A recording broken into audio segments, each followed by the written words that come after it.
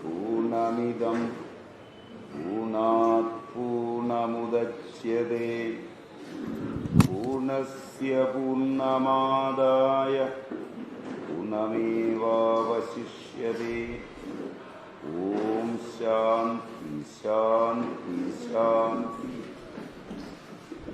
हरि ओम। നമ്മൾ ഈശാവാസ്യ ഉപനിഷത്തിലെ പ്രഥമ മന്ത്രമാണ് പ്രകാരാന്തരേണ പലവുരു കണ്ടത്. ഇനി വളരെയധികം ആ വഴിയിലൂടെ സഞ്ചരിക്കാനുണ്ട്, വളരെയധികം. കാരണം നമ്മൾ അവസാനമായി കണ്ടുപോകുന്നത് ജാഗ്രത് സ്വപ്നങ്ങളെ അടിസ്ഥാനപ്പെടുത്തി യുഷ്മദ് അസ്മത് പ്രത്യയഗോചരം എന്ന നിലയിലാണ് പറഞ്ഞു നിർത്തിയതെന്നാണ് എൻ്റെ ഓർമ്മ. ശരിയാണ്? കഴിഞ്ഞ ക്ലാസ്സിൽ ഓർമ്മയുണ്ടാവുമോ? ക്ലാസ്സിലുണ്ടായിരുന്നോ? അതിൽ യുഷ്മത് പ്രത്യയഗോചരം വിഷയങ്ങളാണ്, അസ്മത് പ്രത്യയഗോചരം വിഷയ. ആത്മാവിനെ അസ്മത് പ്രത്യയഗോചരം, ഇത് ഭാഷ്യകാരൻ പറഞ്ഞിട്ടുമുണ്ട്. യുഷ്മദ് അസ്മത് പ്രത്യയഗോചരയോ വിഷയവിഷയിണ എന്ന് അദ്ദേഹം പറഞ്ഞിട്ടുണ്ട്. സ്വപ്നത്തിൽ സ്വയം നമ്മെ തന്നെ കാണുന്നത് വിഷയമായിട്ടാണ് വരുന്നത്. സ്വപ്നത്തിൽ നമ്മൾ തന്നെ വിഷയമായി കാണാറുണ്ട്. സ്വപ്നം കാണുന്നവൻ വേറെ, സ്വപ്നത്തിൽ കണ്ട വിഷയം വേറെ എന്നെടുത്താൽ നമ്മൾ തന്നെ വള്ളിനിക്കരു ഇട്ട് നടക്കുന്നതൊക്കെ സ്വപ്നത്തിൽ നമ്മൾ കാണാറുണ്ട്. അതാണ് സ്വപ്ന വിഭൂതിയുടെ പ്രത്യേകത. അപ്പോ അവിടെ ശ്രീകൃഷ്ണനെ ശ്രീരാമനെയൊക്കെ കാണുന്നതും വിഷയം തന്നെ. ആ നിലയിൽ ചിന്തിച്ചു വരുമ്പോഴാണ് അഹമെന്നതും ശ്രദ്ധിച്ച് പഠിക്കേണ്ടത്. അതുകൊണ്ട് പഞ്ചപാദികാകാരൻ പത്മപാദാചാര്യൻ അഹത്തെയും ശുദ്ധമെന്ന് മാനിക്കുന്നില്ല.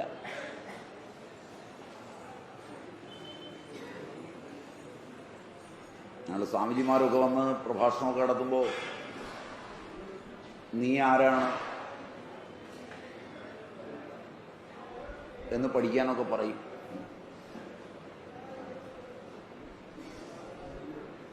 അഹത്തെക്കുറിച്ച് പഠിപ്പിക്കാൻ ശ്രമിക്കും. പത്മപാദാചാര്യൻ അഹത്തെയും ശുദ്ധമെന്ന് മാനിക്കുന്നില്ല. അവിടെ ഞാനെന്ന് പറയുന്നതിനർത്ഥം എന്ത്? അധിഷ്ഠാന ചൈതന്യമാണെങ്കിൽ, അധിഷ്ഠാന ചൈതന്യമെങ്കിൽ നമ്മുടെ നേരെ വിരൽ ചൂണ്ടി ഞാനാര് എന്നറിയണം എന്ന് എങ്ങനെ പറയും? കാരണം അധിഷ്ഠാനം ദൃശ്യമല്ല. അതെങ്ങനെയാണ് പറയുക?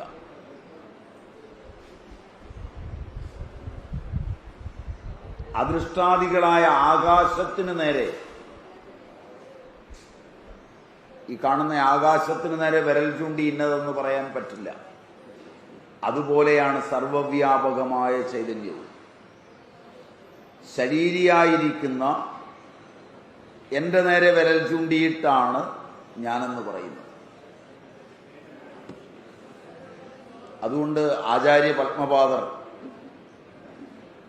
അഹത്തെയും ശുദ്ധമെന്ന് അതുകൊണ്ട് മാനിക്കുന്നില്ല. അപ്പൊ അവിടെ അധിഷ്ഠാന ചൈതന്യമില്ലേ? വസ്തുത ഞാനെന്ന് പറയുമ്പോൾ അവിടെയും യുഷ്മദ് അസ്മത് പ്രത്യയ ഗോചരം രണ്ടുമാണ്. ഇതംകാരാസ്പദമാണെങ്കിൽ അഹങ്കാര തത്വം ഇതമാസ്പദമാണ്. രണ്ടും അഹങ്കാരവും ഇതംകാരവും. അത് രണ്ടും ശ്രദ്ധിച്ചു നോക്കിയാൽ നാം, ഞാൻ എന്ന ശബ്ദം മാറി ഉപയോഗിക്കുന്നുണ്ട്. സ്വാമിമാരൊക്കെ ചെല്ലും നാം എന്ന് പ്രയോഗിക്കും. ഞാൻ എന്നല്ല എന്ന് ബോധ്യപ്പെടുത്താനാണ് അങ്ങനെ ഉപയോഗിക്കുന്നത്.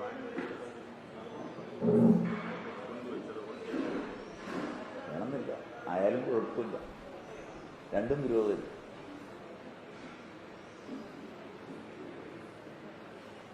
അതുകൊണ്ട് ആ പ്രയോഗത്തിൽ തന്നെയുള്ള വ്യതിയാനം അതിനു വേണ്ടിയാണ്. ഇതുപോലെ തുടർന്ന് മറ്റുള്ളതിനെ ഇതം എന്ന് മനസ്സിലാക്കുന്നു. അവിടെ രണ്ടംശമുണ്ട്. അവിടെ നോക്കിയാലും ഉണ്ട് രണ്ടംശം. ഒന്ന് ചൈതന്യാംശം, രണ്ട് ദൃശ്യാംശം. അതിൽ ഇതംകാരാസ്പദമായത് സകലതും വാസ്യമാണ്. അതുകൊണ്ട് ഈശൻ ആര്? വാസ്യമാര്. ഇതിൽ പുനർവിവേചനം ആവശ്യമാണ്. നൈയായികന്മാർ പറയുന്നത് നിത്യജ്ഞാനാധികരണം ഈശ്വരനാണെന്നാണ്. നൈയായിക മതം തന്നെ അതാണ്. എന്നാൽ അത് സ്പഷ്ടതയാ ഇതംകാരാസ്പദവുമാണ്. അത് അഹമർദ്ധ ചൈതന്യത്തിൽ നിന്ന് അത്യന്തം ഭിന്നമാണ്.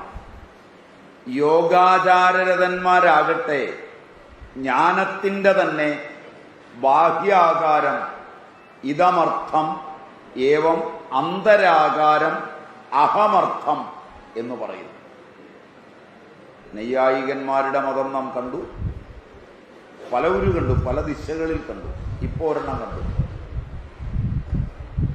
വീണ്ടും യോഗാചാരരതന്മാർ അവര് ഇതമർത്ഥം, അതുപോലെ തന്നെ ബാഹ്യാകാരത്തെ ഇതമായും അന്തരാകാരത്തെ അഹമർത്ഥമായും പറയുന്നു. അവരുടെ അഭിപ്രായത്തിലും ചൈതന്യം ഇതംകാര ആസ്പദമാണ്. ചൈതന്യവും വിഷയമാണ്. ശൂന്യവാദികളുടെ ശൂന്യം ഇതംകാരാസ്പദമല്ല. എന്നാൽ അതിനാൽ ആച്ഛാദനമുണ്ടാവില്ല. അതാകട്ടെ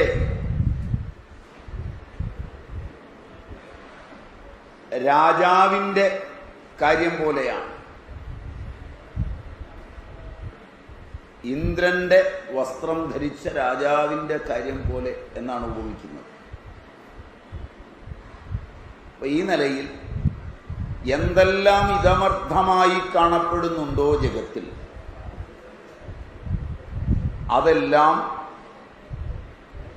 ആച്ഛാദനീയമാണ്. എല്ലാത്തിനെയും ഈശനാൽ ആച്ഛാദനം ചെയ്യുക. കാരണം അത് മാത്രമേ ഉള്ളൂ. മന്ത്രത്തിന്റെ താല്പര്യം അതാണ്. ഈ സകല ജഗത്തിനെയും ഈശ്വരനാൽ ആച്ഛാദനം ചെയ്യുക.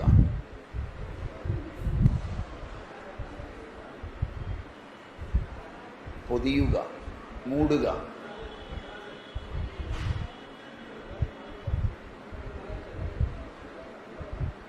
അത് കഴിഞ്ഞാൽ മാത്രമാണ്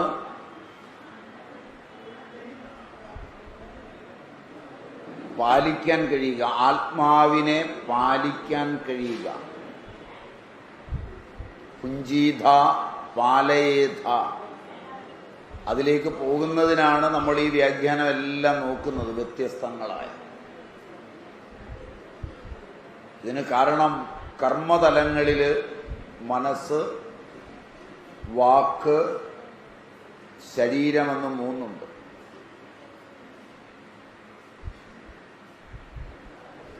മനസ്സിന് ദൃഷ്ടകർമ്മവും അദൃഷ്ടകർമ്മവും, ദൃഷ്ടാദൃഷ്ടകർമ്മവും. വാക്കിന് ദൃഷ്ടകർമ്മവും അദൃഷ്ടകർമ്മവും ദൃഷ്ടാദൃഷ്ടകർമ്മവും. ശരീരത്തിന് ദൃഷ്ടകർമ്മവും അദൃഷ്ടകർമ്മവും ദൃഷ്ടാദൃഷ്ടകർമ്മവും. സങ്കീർണമാണ് അതുകൊണ്ട് ഈ ലോകം.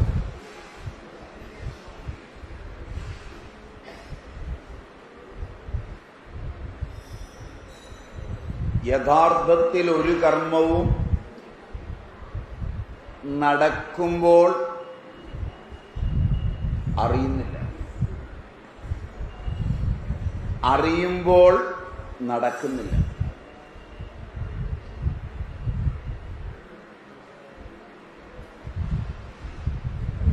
ഇതൊക്കെയാണ് ഇതിൻ്റെ വൈകല്യം. പഠിക്കുമ്പോൾ അതുകൊണ്ട് ശ്രദ്ധിച്ച് പഠിക്കേണ്ടത്, ഒരു കർമ്മവും മാനസികം, വാചികം, ശാരീരികം ഇവ ഒരു കർമ്മവും നടക്കുമ്പോൾ അറിയുന്നില്ല, അറിയുമ്പോൾ നടന്നു കഴിഞ്ഞതാണ്.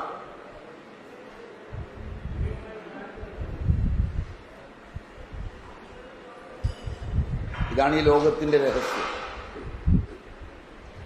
അതുകൊണ്ട് എല്ലാ കർമ്മവും നടക്കുന്നത്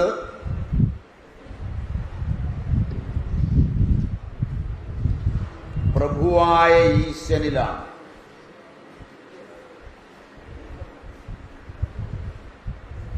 മനുഷ്യനിലല്ല. വ്യക്തിക്ക് ആഗ്രഹങ്ങൾ ഉണ്ടാക്കാം, പ്രതീക്ഷകൾ ഉണ്ടാക്കാം, കാത്തിരിക്കാം, പോയി അറിയാം.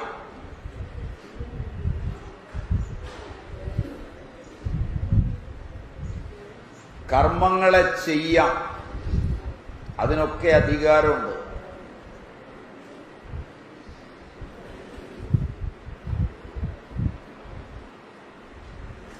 എല്ലാ കർമ്മത്തിനും ഫലവുമുണ്ട്. ഫലമില്ലാതെ ഒരു കർമ്മവുമില്ല. ഇത് ഭഗവത്ഗീതയാണ് ഉറപ്പിച്ചു പറയുന്നത്. ഫലമില്ലാതെ യാതൊരു കർമ്മവുമില്ല എന്നുള്ളത് കൊണ്ടാണ് 4 സൂത്രവാക്യങ്ങൾ ഭഗവത്ഗീതയിൽ പറയുന്നത്. അത് ഈശാവാസ്യത്തിന്റെ വിസ്തൃത വ്യാഖ്യാനവുമാണ്. കർമ്മണ്യേവാധികാരസ്ഥേ മാ ഫലേഷു കദാചന മാ കർമ്മ ഫലഹേതുർഭൂമാദേ സംഗോ സ്വകർമ്മണി. കർമ്മണി ഏവ തേ അധികാരഃ മാ ഫലേഷു കദാചന മാ കർമ്മ ഫലഹേതുർഭൂഃ മാദേ സംഗോ സ്വകർമ്മണി. 4 സൂത്രങ്ങളാണ്.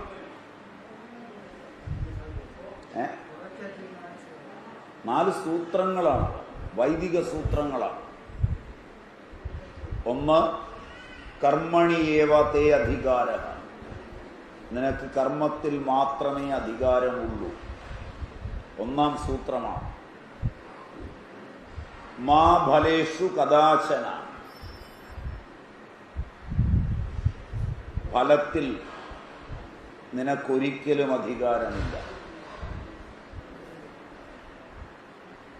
ഫലമില്ല എന്നല്ല ശബ്ദം, ഫലം സർവഥാ ഉണ്ട്. ഫലമില്ലാതെ ഒരു കർമ്മവുമില്ല എന്ന് തെറ്റിദ്ധരിക്കണ്ട. ഫലത്തിൽ നിനക്ക് അധികാരമില്ല.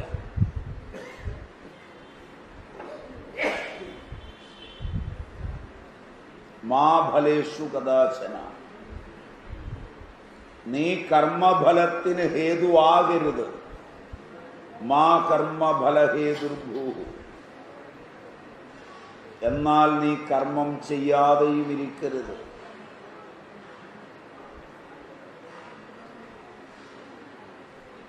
അകർമ്മത്തിൽ നിനക്ക് സംഘമുണ്ടാവരുത്. ഈ 4 സൂത്രവാക്യങ്ങൾ ഈശാവാസ്യത്തിൻ്റെ പ്രസ്പഷ്ടമായ വ്യാഖ്യാനമാണ്. അതുകൊണ്ട് ഇത് വൈദിക സൂത്രമാണ്. ഈശാവാസ്യത്തിൽ അത് 2ആയി പറയും. ഈശാവാസ്യം ഇതം സർവം യത്കിഞ്ച ജഗത്യം ജഗത് തേന തെക്തേന ഭുഞ്ചീതാമാവൃത കസ്യ സിദ്ധന. അത് 1ഉം 2ഉം സൂത്രങ്ങളുടെ വ്യാഖ്യാനമാണ്. അതിൻ്റെ പ്രകടീഭാവമാണ് 2ാം മന്ത്രം. കുർവന്നേവേഹ കർമാണി ജിജീവിഷദം സമാഹ. ഒരു 100 വർഷക്കാലം കർമ്മം ചെയ്ത് ജീവിക്കുക. കർമ്മത്തിനെല്ലാം ഫലമുണ്ട്. കർമ്മവും ഫലവും കർമ്മവേളയിൽ തന്നെ നിശ്ചയിക്കപ്പെട്ടതാണ്. കർമ്മവേള പൂർവികമാണ്. എല്ലാ കർമ്മവും ഭൂതകാലത്തിലാണ് നടക്കുന്നത്.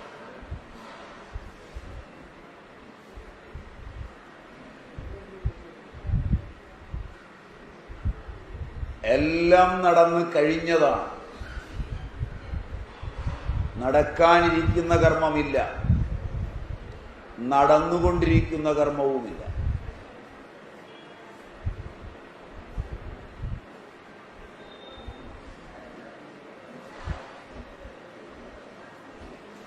വിചിത്രമായി തോന്നുന്നു അല്ലേ?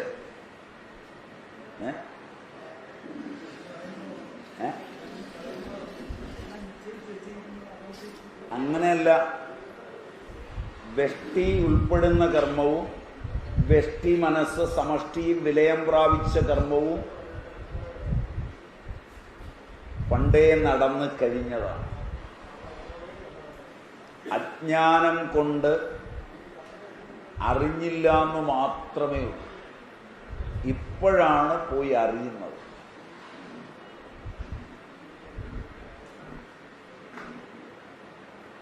ഏത് കർമ്മമാണ് വ്യഷ്ടിയിലോ സമഷ്ടിയിലോ നടക്കുന്നത് അത്ഭുതമുളവാക്കുമാറ് ഞാൻ അറിഞ്ഞില്ല എന്ന് പറയാൻ കഴിയുന്നതുള്ളൂ.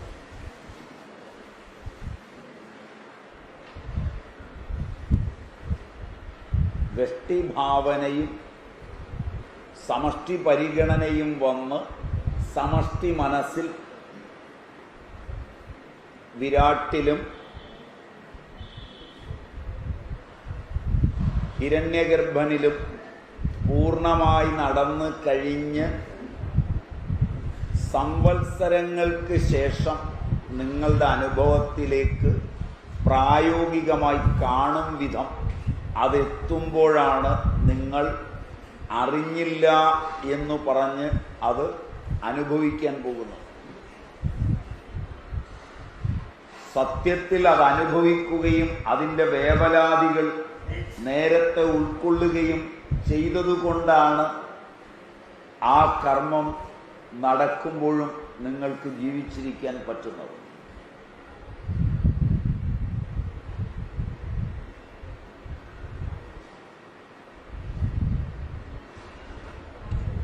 പിന്നെ കൂടെയുള്ളവരെ കളിപ്പിക്കാനാണ് അറിഞ്ഞില്ല എന്നൊക്കെ പറയുന്നത്.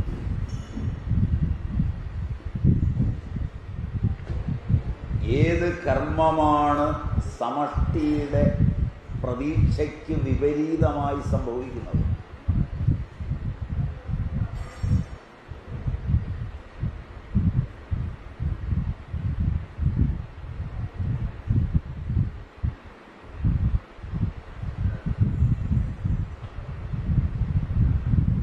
ലോകത്ത് നടക്കുന്ന ഏത് കർമ്മവും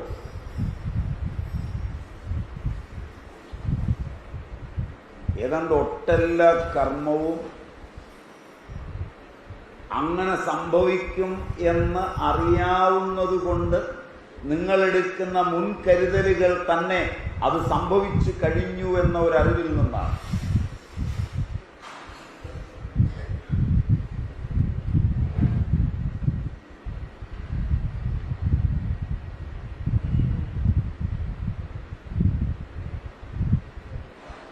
മനസ്സിലാകാത്ത ഇരിപ്പാണോ, മനസ്സിലായതുകൊണ്ടുള്ള വിഷമത്തിൻ്റെ ഇരിപ്പാണോ?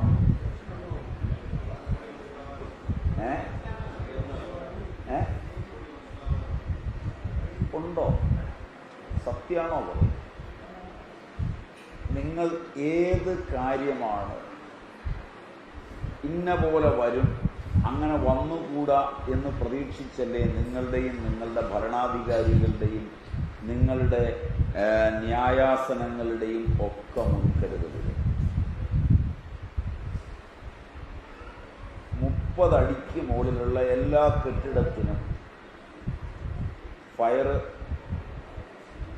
മുൻകരുതലെടുക്കുന്നുണ്ട്. അമാരായി ഏറ്റവും കൂടുതൽ ആ മുൻകരുതൽ അനുസരിച്ച് നിങ്ങളുടെ വീട്ടിൽ പണിയെടുക്കുന്നതിനേക്കാൾ എടുക്കുന്നത് സെക്രട്ടേറിയറ്റിലാണ്. അമാരായി മഹാരാഷ്ട്ര സെക്രട്ടറി കണ്ടത് അത് കത്തുമെന്ന് എത്ര കൊല്ലമായി പ്രതിപക്ഷത്തിനും ഭരണപക്ഷത്തിനും നിങ്ങൾക്കും എല്ലാവർക്കും അറിയാം. എന്ന് കത്തും എന്നതേ സംശയം ഉണ്ടാകാൻ കഴിയൂ. അമേരായി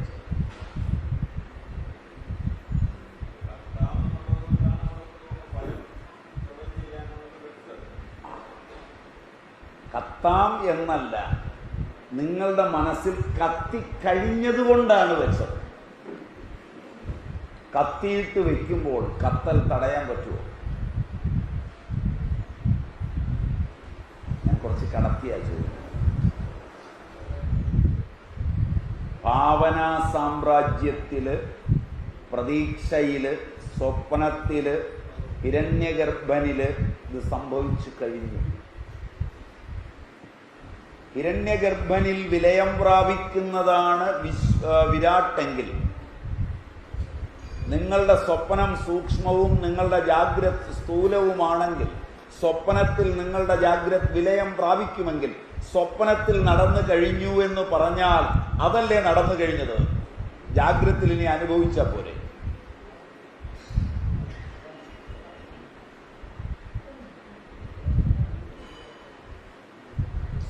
മനസ്സിലായില്ല?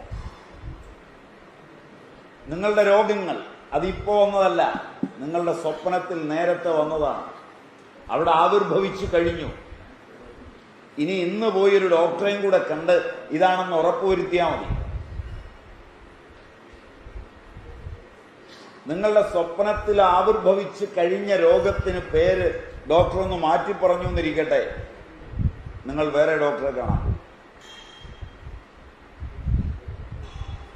12 പേരെ കണ്ടിട്ട് വന്ന് 13ാമന്റെ കാഴ്ചയിൽ പറഞ്ഞതും കൊണ്ട് വന്ന് പറയും 12 പേർക്കും വിവരമില്ലായിരുന്നു, ഇയാളാ കണ്ടുപിടിച്ചത്. അപ്പൊ ഈ 12 പേരും നോക്കുമ്പോൾ അതവിടെ ഇല്ലേ? അപ്പോൾ ഇപ്പോൾ നിങ്ങൾ ചെന്ന് അനുഭവിക്കുന്നു എന്നല്ലേ ഉള്ളൂ. കർമ്മം എപ്പോഴാണ് നടക്കുന്നത്? നേരത്തെ.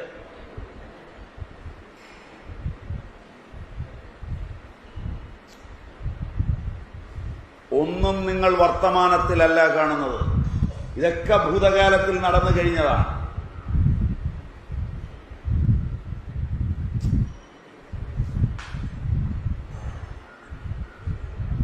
ശരിയല്ല, ശരിയല്ല.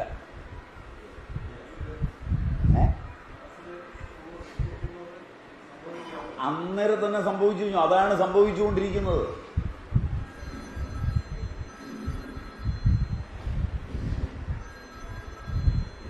ഞാൻ പലവരും പറഞ്ഞു കഴിഞ്ഞ ഉദാഹരണം തന്നെ വീണ്ടും പറയേണ്ടി വരുന്നല്ലോ എന്ന ദുഃഖം എനിക്കുണ്ട്. ഇന്നാണ് വാക്സിനേഷൻ ഉള്ളത്, ഇന്നാണ് വൈറ്റമിനും മിനറലും ഉള്ളത്, ഇന്നാണ് ആരോഗ്യം നോക്കി ഇത്ര കലോറി ഊർജം കിട്ടാനുള്ള ആഹാരം കഴിക്കാവും. എഗ്രി? ഈ പെണ്ണുങ്ങളൊക്കെ കഴിക്കുന്നതാണ്. 1 പ്രസവിച്ചു അല്ലെ 2 പ്രസവിച്ചു, ഇതിൻ്റെയൊക്കെ യൂട്രസും ഓവറിയും എല്ലാം ലൈംഗിക അവയവങ്ങളെല്ലാം താറുമാറാണ്. ഇന്നലെ വെറും കപ്പക്കിഴങ്ങും തിന്ന് വൈറ്റമിനും മിനറലും കഴിക്കാതെ കഞ്ഞിയും മുളക് പൊട്ടിച്ചതും കൂട്ടിയുണ്ട് 100 വയസ്സ് വരെ ജീവിച്ചിരുന്ന് ഒരു വൈറ്റമിനും മിനറലും കഴിക്കാതെ 10ഓളം പ്രസവിച്ചിട്ട് വാർദ്ധക്യത്തിൽ പോലും ഈ അവയവത്തിന് ഒന്നിനു പോലും കേടില്ലാതെ ആ നടക്കുന്ന അവരുടെ മുഖത്ത് ഒന്ന് വരുന്നൊരു പ്രകാശമുണ്ട്. അത് കണ്ടിട്ട് പോയാൽ ഏത് കാര്യം നടക്കും. ഇതിൻ്റെയൊക്കെ മോന്ത കണ്ടിട്ട് പോയാൽ അന്ന് കവന്നു.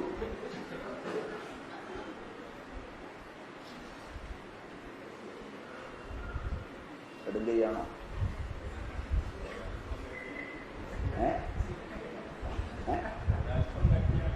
സത്യമുണ്ടോ?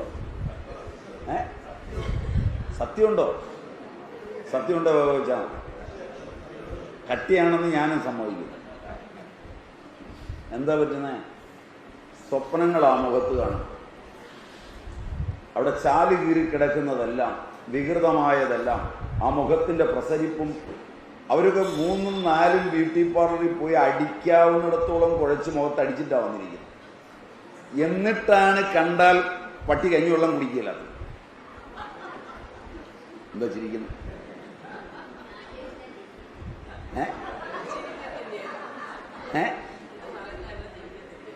ഞാൻ വളരെ സീരിയസ് ആയിട്ടാ പറഞ്ഞു. അന്നേരം ചിരിക്കുക.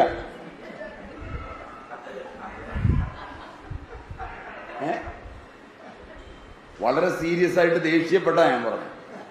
എന്നിട്ട് നിങ്ങൾ ചിരിക്കുക.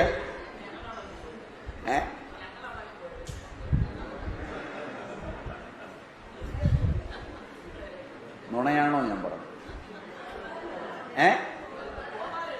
അല്ല, ഞാൻ പറഞ്ഞത് നുണയാണോ? മറ്റത് 90-100 വയസ്സായ അവരുടെ മുഖത്തേക്കൊന്ന് നോക്കി എന്തൊരു പ്രസന്നതയാണ് ഉണ്ടായിരുന്നത്, എന്തൊരു പ്രകാശമാണ് ഉണ്ടായിരുന്നത്. ഒരു വെല്ലുമ്മ കണ്ടാൽ എന്തൊരു സൗന്ദര്യമായിരുന്നു. ആ മുഖത്തേക്ക് നോക്കിയിട്ട് പോയാൽ ഏത് കാര്യം നടക്കും.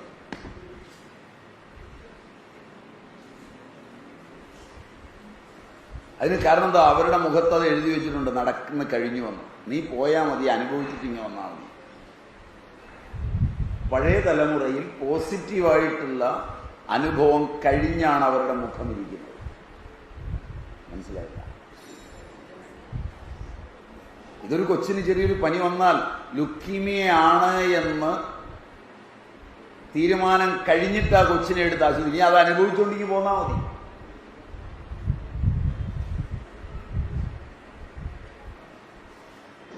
അതുകൊണ്ട് അനുഭവം കഴിഞ്ഞു കർമ്മത്തിൻ്റെ. കർമ്മത്തിന് 3 തലങ്ങൾ ഈ തരത്തിലുണ്ട്. ഒന്ന് മാനസികം, വാചികം, കായികം. 3നും 3 പിരിവുകളുണ്ട്. മാനസികത്തിന് ദൃഷ്ടം, അദൃഷ്ടം, ദൃഷ്ടാദൃഷ്ടം.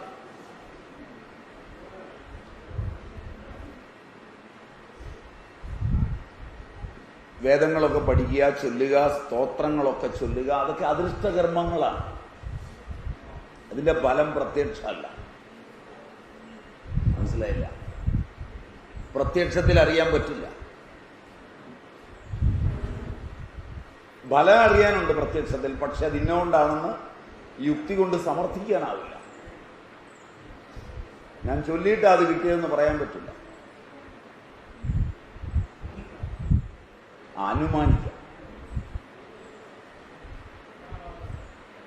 ഒരാൾക്ക് ദാനം കൊടുത്തു, അതുകൊണ്ട് ധനം ഉണ്ടാവും.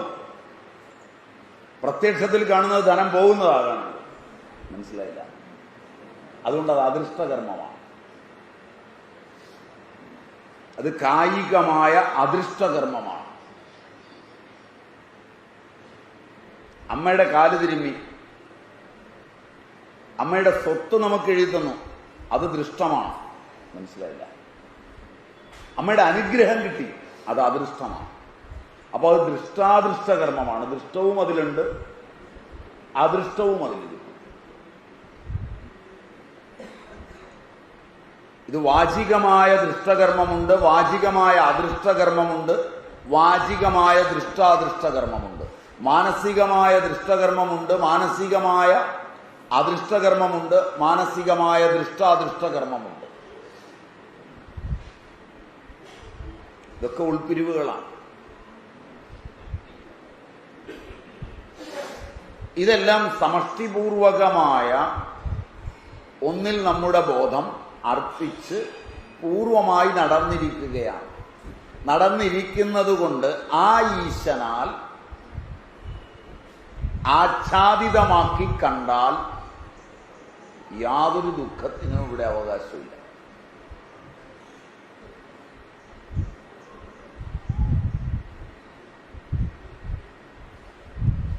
അതുകൊണ്ട് ഈശ്വനാൽ ആച്ഛാദിതമാക്കണം എന്നാണ് പറയുന്നത്.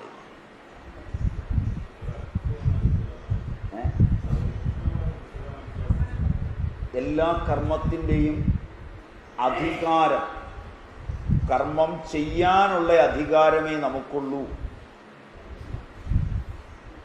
കാരണം കർമ്മം മാത്രമാണ് നമ്മളിൽ രൂപാന്തരപ്പെടുന്നത്. അതിൻ്റെ ഫലം ദൃഷ്ടം, അദൃഷ്ടം, ദൃഷ്ടാദൃഷ്ടം എന്ന നിലയിൽ അതിലധികാരം നമുക്കില്ല. മനസ്സിലായി? അപ്പോൾ അധികാരം എവിടെയാണ്? അതിനാൽ ആച്ഛാദിതമാക്കുക എല്ലാത്തിനെയും. ഈശ്വരനെ കൊണ്ട് മൂടുക.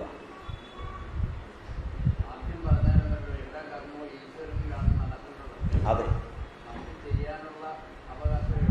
അത്ര മാത്രം.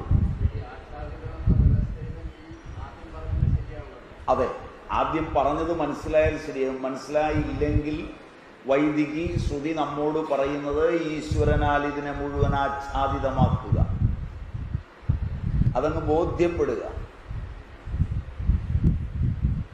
ഇപ്പൊ നമുക്ക് ബോധ്യപ്പെടുന്നത് കർമ്മത്തിന്റെ ഫലമാണ് ചെന്ന് കാണുമ്പോൾ ബോധ്യപ്പെടുന്നത്. അപ്പോഴാണ് കർമ്മത്തിന്റെ അറിവ് നമുക്ക് വരുന്നത്.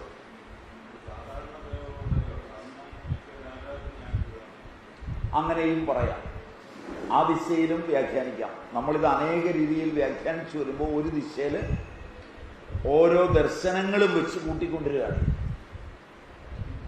അപ്പോ ബാഹ്യ ആകാരം ഇതമർത്ഥവും അന്തരാകാരം അഹമർത്ഥവുമെന്ന് യോഗാചാരരഥന്മാർ പറയുന്നതിനെ വെച്ച് പറയുകയാണ്. അവരുടെ അഭിപ്രായത്തിലും ചൈതന്യം ഇതംകാരാസ്പദമാണ്. ചൈതന്യം ഇതംകാരാസ്പദമാണ്. ഇതമെന്നുള്ളതിനാണ് ലോകമെന്ന് പറയുന്നത്, അഹമെന്നുള്ളതിനാണ് ആത്മാവെന്ന് പറയുന്നത്. അതിനെ വെച്ചിട്ട് പറയുകയാണ്. അപ്പൊ അതുകൊണ്ടാണ് ഉപാസനാർത്ഥം യഥായോഗ്യം സകല രൂപവും ഗ്രാഹ്യമാണ്. അതിൻ്റെ ഫലരൂപത്തിൽ നമ്മൾ നേരത്തെ പറഞ്ഞ ശ്രീകൃഷ്ണൻ, ശ്രീരാമൻ ഇവരെയൊക്കെ സ്വപ്നത്തിൽ കാണുന്നത് കഴിഞ്ഞ ക്ലാസ്സിലും വളരെ വിശദീകരിച്ച് പറഞ്ഞതാണ്. ആദിയായവരുടെ ദർശനവും ഉണ്ടാവും. നേരത്തെ സംഭവിച്ചതാണെങ്കിൽ, നേരത്തെ മനസ്സ് ഉണ്ടാക്കിയതാണെങ്കിൽ വസ്തുവായി നമുക്ക് അവരെയും കാണാം. അങ്ങനെയാ പലരും ദർശിക്കുന്നു. ഇപ്പോൾ കാണുന്ന വിഷയലോകങ്ങൾ നിങ്ങൾ എങ്ങനെ ദർശിക്കുന്നു?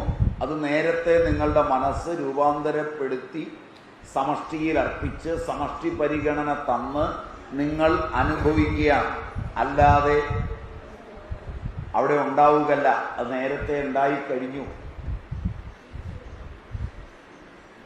മാതാവിലും പിതാവിലും ഒരു കുട്ടിക്കുള്ള ആഗ്രഹമുണ്ടായി. കുട്ടിയുടെ വളർച്ച, ഘട്ടങ്ങൾ, എത്തേണ്ട ലോകങ്ങൾ, ഇതെല്ലാം സമഷ്ടിയിൽ അർപ്പിച്ച് സങ്കല്പിച്ച് കഴിഞ്ഞു. ഇനി വേണ്ടതെന്താണ്? രണ്ടുപേരൊന്ന് ചേരണം,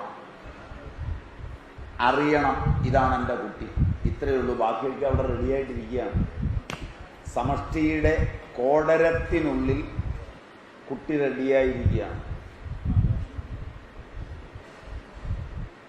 അപ്പോ വിവാഹത്തിന് ഒരുങ്ങുന്നത് ജായാമേസ്യാദഥ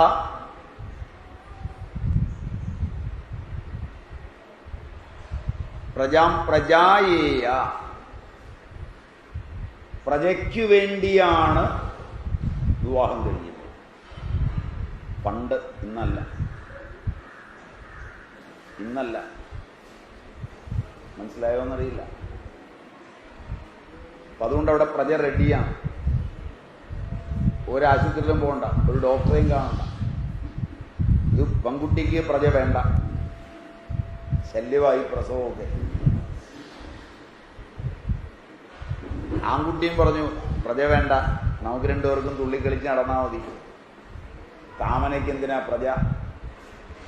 ഗവൺമെൻറ്റും പറഞ്ഞു പ്രജ വേണ്ട, കാരണം ഞങ്ങൾ ഒരുപാട് പോസിറ്റീവ് റെമഡികൾ ഉണ്ടാക്കിയിട്ടുണ്ട്, അത് വിൽക്കണം, അതുകൊണ്ട് പ്രജ വേണ്ട. പിന്നെ ആർക്കാ പ്രജ വേണ്ട?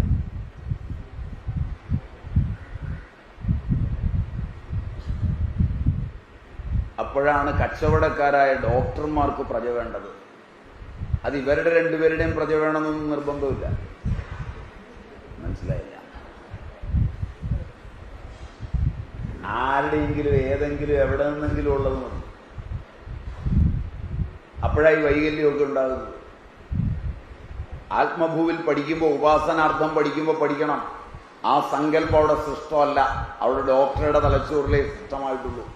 അതുകൊണ്ട് ആ സൃഷ്ടമായിരിക്കുന്ന ആ കച്ചവടത്തിനനുസരിച്ച് കാല് കയ്യ് ഒന്നുമില്ലാത്തത്, അപസ്മാരമുള്ളത്, നിത്യവും കാശ് കിട്ടുന്നത്, അതിനെ അവിടെ സൃഷ്ടിക്കപ്പെടുന്നത്.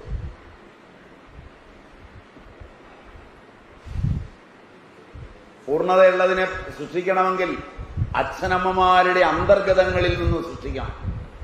ഇപ്പം മനസ്സിലായി കാണാൻ തോന്നും. ഇത് ഞാൻ ആദ്യം പറഞ്ഞാൽ മതിയായിരുന്നു തോന്നും. ഇപ്പൊ ക്ലിയറായിരുന്നു.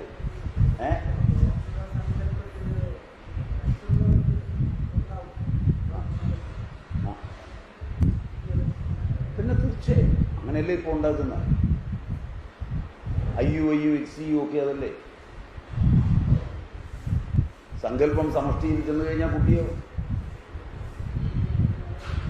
അങ്ങനെയല്ലേ ഇപ്പം കുട്ടികളൊക്കെ ഉണ്ടാകുന്നത്. കണ്ടുകൊണ്ടിരിക്കുന്നതല്ലേ. സങ്കല്പത്തിൽ നിന്ന് മാത്രമേ സൃഷ്ടി നടക്കുകയുള്ളൂ. സങ്കല്പമില്ലാതെ സൃഷ്ടിയില്ല. പുതിയ തലമുറയിലെ ആൺകുട്ടികൾക്കും പെൺകുട്ടികൾക്കും സങ്കല്പമില്ല. അതുകൊണ്ട് വന്ധ്യതയാണ്. പിന്നെ ഡോക്ടറുടെ സങ്കല്പത്തിലാണ് പിന്നെ പണിയെല്ലാം നടക്കുന്നത്.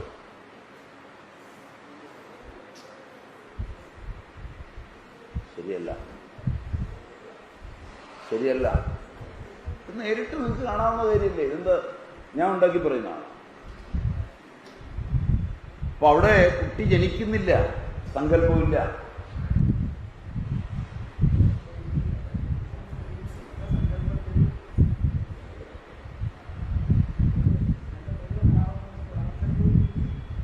അങ്ങനെ ഉണ്ടാകുമ്പോഴാണ് ഒരുമാതിരി കൊള്ളാവുന്നൊക്കെ ഉണ്ടാകുന്നത്. അതല്ലേ വൈറ്റമിൻ ഒന്നും കഴിക്കാതെ അന്നുണ്ടായത്.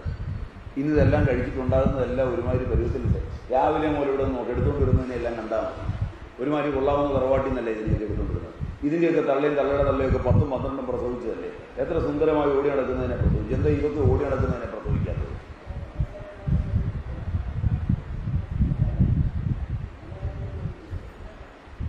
തല്ലിയ മാഞ്ചി കോളമായിരിക്കും തോന്നുന്നു.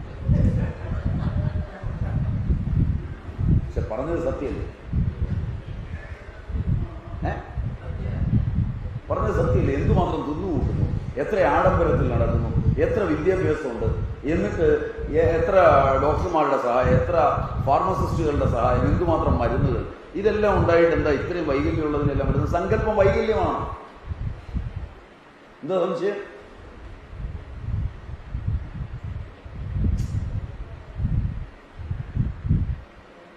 നിങ്ങളെന്റെയോ പോടുമെന്ന് തോന്നുന്നില്ല.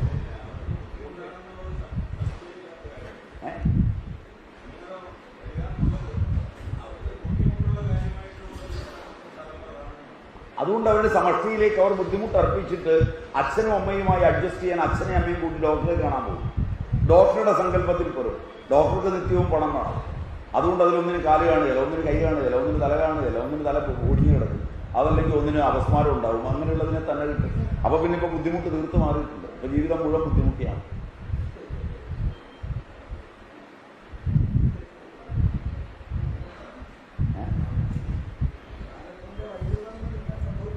കാലത്തിന്റെ വൈകൃതമല്ല, മനസ്സിന്റെ വൈകൃതം.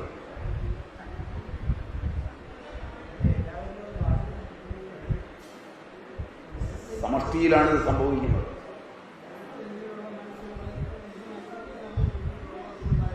ഇനി അങ്ങോട്ട് മുന്നോട്ടുണ്ടാകുന്നതല്ല ഈ മനസ്സിൽ നിന്നായിരിക്കും. എന്താ സംശയം?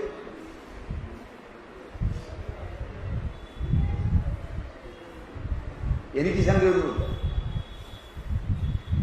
ഞാൻ പറയുന്ന ഒരു കാര്യത്തിലും എനിക്ക് ശങ്കയില്ല. അതെനിക്ക് കേൾക്കുമ്പോൾ അറിയാം.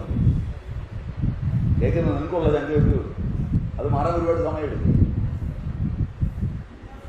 അത് എന്തുകൊണ്ടാണെന്ന് ഞാൻ ഉത്തരം പറയുന്നില്ല. എന്തുകൊണ്ടാണെന്ന് നിങ്ങൾക്ക് അറിയണമെങ്കിൽ പിറവിയുടെ രഹസ്യം അറിയണം. അങ്ങനെ പറഞ്ഞ് ഞാനതങ്ങ് വിടാം. മറ്റൊരു പദം പറഞ്ഞാലും ശരിയാവില്ല.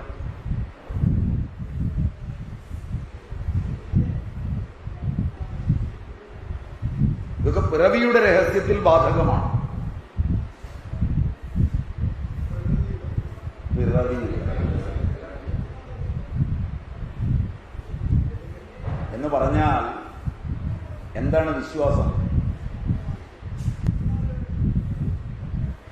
ലോകത്തെന്നെങ്കിലും ഒരിക്കൽ എനിക്ക് അനുഭവമുള്ളത്, എൻ്റെ പിതാവിന് അനുഭവമുള്ളത്, എൻ്റെ പിതാമഹൻ അനുഭവമുള്ളത് എൻ്റെ കോശത്തിൽ ഉരുത്തിരിഞ്ഞു വരുമ്പോൾ അത് വിശ്വാസമാണ്. അവിടെ എനിക്ക് സംശയമില്ല. ലോകത്തിൽ ഇന്ന് വരെ ഒരു മനുഷ്യന് അവന് വിശ്വാസമുള്ള ഒരു കാര്യത്തിലും സംശയമില്ല. Am I right? എനിക്ക് വിശ്വാസമുള്ള ഒരു കാര്യത്തിലും എന്നെ സംശയിപ്പിക്കാനാവില്ല. ആരുമെന്ന് പറഞ്ഞാലും സംശയിപ്പിക്കാനാവില്ല. നിങ്ങൾക്ക് ഓരോരുത്തർക്കും അങ്ങനെയാണോ നോക്കി? അതെ, ലോകത്തെല്ലാവർക്കും അങ്ങനെയാണ്. വിശ്വാസം നല്ലപോലെ ഉറച്ചതാണ്. വിശ്വാസം അങ്ങനെ ഉറയ്ക്കുന്നത് എവിടുന്നാണ്? അനുഭവം ഉള്ളത് കൊണ്ടാണ് വിശ്വസിക്കുന്നത്. അനുഭവമില്ലാത്ത കാര്യത്തിൽ ആരാ വിശ്വസിക്കുന്നത്? എൻ്റെ കോശങ്ങൾക്ക് അനുഭവമുണ്ട് എന്ന് ഉറപ്പുള്ളതാണ് വിശ്വസിക്കുന്നത്.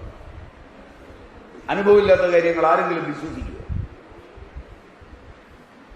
ലോകത്തൊരാളും അനുഭവമില്ലാത്ത ഒരു കാര്യവും വിശ്വസിക്കില്ല. അനുഭവം എന്ന് പറയുന്നത് അവന്റെ ജീവിതകാലത്ത് മാത്രമാകണമെന്നില്ല. അവനെ പ്രസവിച്ച അമ്മയുടെ അനുഭവകാലത്തെ അനുഭവങ്ങൾ അവനിൽ വർക്ക് ചെയ്യും. അച്ഛൻ്റെ അനുഭവങ്ങൾ അവനിൽ വർക്ക് ചെയ്യും. അപ്പൂപ്പന്റെ അനുഭവങ്ങൾ അവനിൽ വർക്ക് ചെയ്യും. അതാണ് പിതൃജവും മാതൃജവുമായ നില. മനസ്സിലായോ എന്നറിയില്ല. അതിന് വെളിയിലുള്ളവർ ഒരു കാര്യം പറഞ്ഞ് നമ്മളെ സമ്മതിപ്പിക്കണമെങ്കിൽ വിശ്വാസം പോരാ. വിശ്വാസം ഇല്ല നമുക്ക്. അപ്പോഴാ യുക്തി വേണ്ടി വരും. അപ്പോൾ വിശ്വസിക്കാൻ പ്രയാസമുള്ള കാര്യത്തെ വിശ്വസിക്കാതിരിക്കുമ്പോഴും അന്യനോട് പറഞ്ഞ് ഫലിപ്പിക്കാനേ യുക്തി വേണ്ടു. ശരിയല്ല. നിങ്ങളുടെ യുക്തികൾ ബലക്ഷയമുള്ളവയാണ്, വിശ്വാസങ്ങൾ ഉറച്ചവയും. അതുകൊണ്ടാണ് ഞാനിത് പിറവിയുടെ രഹസ്യമെന്ന് പറഞ്ഞത്.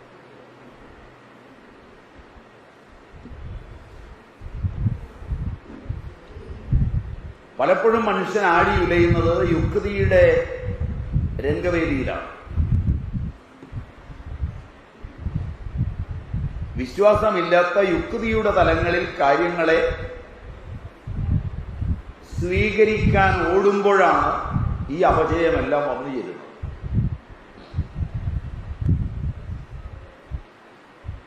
ഇല്ലെങ്കിൽ ഈ അപജയമൊന്നും വന്നു ചേരുകയില്ല.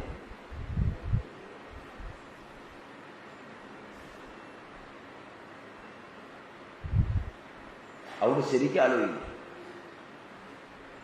നിങ്ങൾ തിരിച്ചാ മനസ്സിലാക്കിയിട്ടുണ്ടാവും. ഞാൻ പറഞ്ഞ പോലെ ആയിരിക്കില്ല. വിശ്വാസം ബലക്ഷയമുള്ളതും യുക്തി ബലമുള്ളതുമാണെന്നാണ് നിങ്ങൾ പലപ്പോഴും ധരിച്ചിരിക്കുന്നത്. ഞാൻ തിരിച്ചാ ധരിച്ചിരിക്കുന്നത്.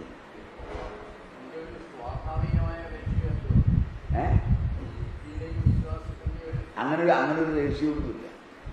യുക്തി എന്ന് പറയുന്ന ഒരു സാധനം, എനിക്കിപ്പോഴും ഉറപ്പ് വരാത്ത ഒരു സാധനത്തെ എൻ്റെ തലച്ചോറിൽ ഉറപ്പിക്കാനാണ് 100 യുക്തികൾ ഞാൻ കൊണ്ടുവരുന്നത്.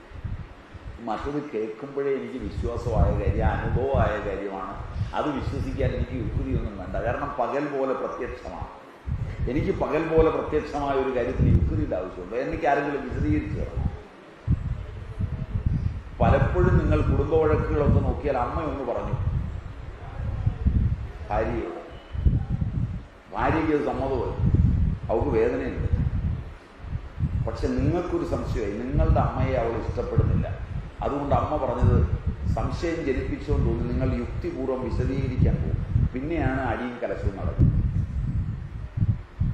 ശരിയല്ല?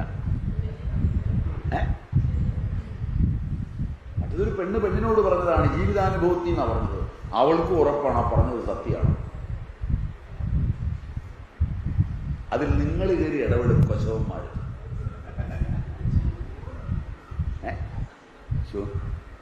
ഞാൻ പറഞ്ഞ നുണയാണ്. എന്നിട്ട് കലഹം ഉണ്ടാക്കി നിങ്ങൾ രസിക്കും.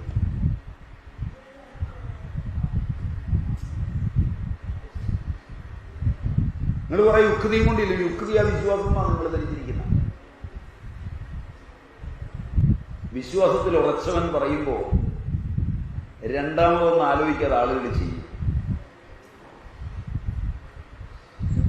അങ്ങനെ ചെയ്യുന്നത് ശരിയല്ലെന്ന് പറഞ്ഞ് തൊഴിലാളികളെയും മറ്റുള്ളവരെയൊക്കെ പഠിപ്പിച്ച് നിങ്ങൾ യുക്തി കൊണ്ട് ചെയ്യിപ്പിക്കാൻ പോകും. ചെയ്തു കഴിഞ്ഞും ചെയ്യുമ്പോൾ യുക്തി കൊണ്ട് ചെല്ലും. ഇരട്ടി ചെലവുമാകും, ചെയ്ത് നടക്കുകയില്ല.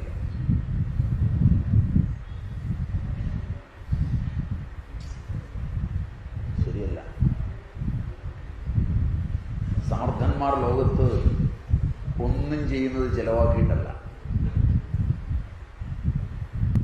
കിട്ടിയിട്ടുമല്ല. ഇതോട് കേൾക്കുമ്പോൾ നിങ്ങൾക്ക് വിഷമം ഉണ്ടാകുന്നുണ്ടാവും. അത് ഞാൻ പൊളിക്കേണ്ട കാര്യമൊന്നുമില്ല. നിങ്ങളുടെ സകല ബാങ്കും സകല ആശുപത്രിയും പൊളിഞ്ഞു നിൽക്കുകയാണ് ലോകത്തെമ്പാടും. അമേരിക്കൻ പ്രസിഡന്റ് മുതൽ ഇന്ത്യൻ പ്രധാനമന്ത്രി ഉള്ളവൻ്റെ ഇരിക്കുന്ന കസേരയുടെ അടിയിൽ 100 മുട്ട വെച്ചാൽ വിരിയും 3 മണിക്കൂർ കൊണ്ട്. അല്ലെങ്കിൽ വേഗം എടുത്ത് പൊളിച്ചു തിന്നാം. അമേരായി കറക്റ്റാണെന്ന് തോന്നുന്നു. കാറ്റു വന്നു.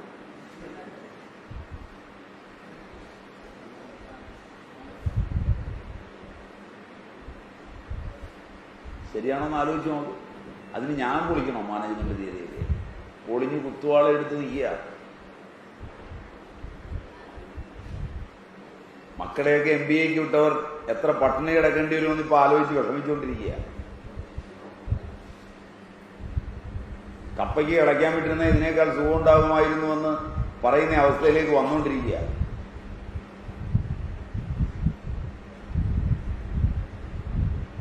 ശരിയാണെന്ന് ആലോചിച്ച് നോക്കിയിട്ട് തീരുമാനിച്ചു. അഭിമാനം സമ്മതിക്കുന്നില്ലെങ്കിലും അങ്ങനെയല്ലേ പറയണ്ടേ?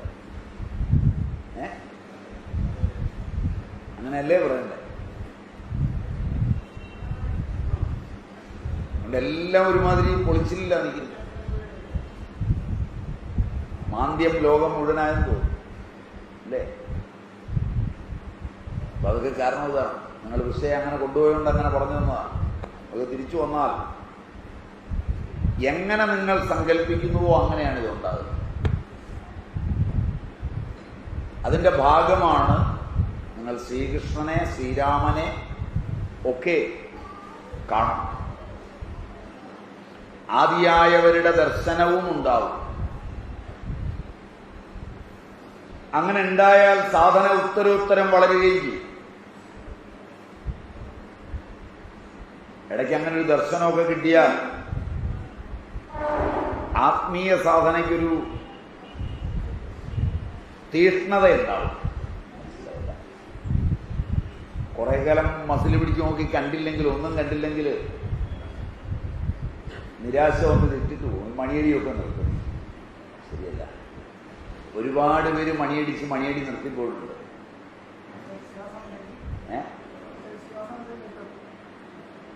എന്നാലും നിർത്തും. അതിൻ്റെ കാരണം എന്താ വെച്ചാൽ എത്ര കൊല്ലമായി മണിയടി തുടങ്ങി. പിന്നെയാണ് യുക്തി വരുന്നത്. ഞാൻ ഇത്ര കൊല്ലം മണിയടിച്ചു, ഇന്നത് വായിച്ചു, അതൊക്കെ നിർത്തി. പിന്നെ ഇത് കഴിഞ്ഞാൽ ഒന്നുകിൽ യുക്തിവാദിയാകും, അല്ലെങ്കിൽ വേദാന്തിയാവും. രണ്ടിലേതെങ്കിലും ഒന്നാവും തീർച്ചയാണ്. മണിയടി നിർത്തിയിട്ടായതൊക്കെ ആകുന്നത്. അവിടെ ഒന്നും അനുഭവം ഉണ്ടാവില്ല.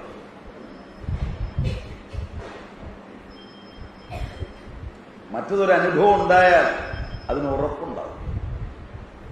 പറഞ്ഞാൽ മനസ്സിലാവുമോ? ഇപ്പൊ ചിലർക്ക് ആ ദർശനവും ഉണ്ടാവുന്നത് നേരത്തെ ദർശിച്ചതുകൊണ്ടാണ്. നേരത്തെ സൂക്ഷ്മമായ മനസ്സിൽ സങ്കല്പിച്ചു കൂട്ടിയ ഫോമുല കൃത്യമായതുകൊണ്ടാണ്. അതായി ദർശിക്കുന്നത്. എല്ലാ അനുഭവവും അവർക്ക് വരുന്നത് അങ്ങനെയാണ്. അവരൊരു ഫോമുലയിൽ, ഭാവനയിൽ, അതിനൊരുപാട് പണിയൊന്നുമില്ല.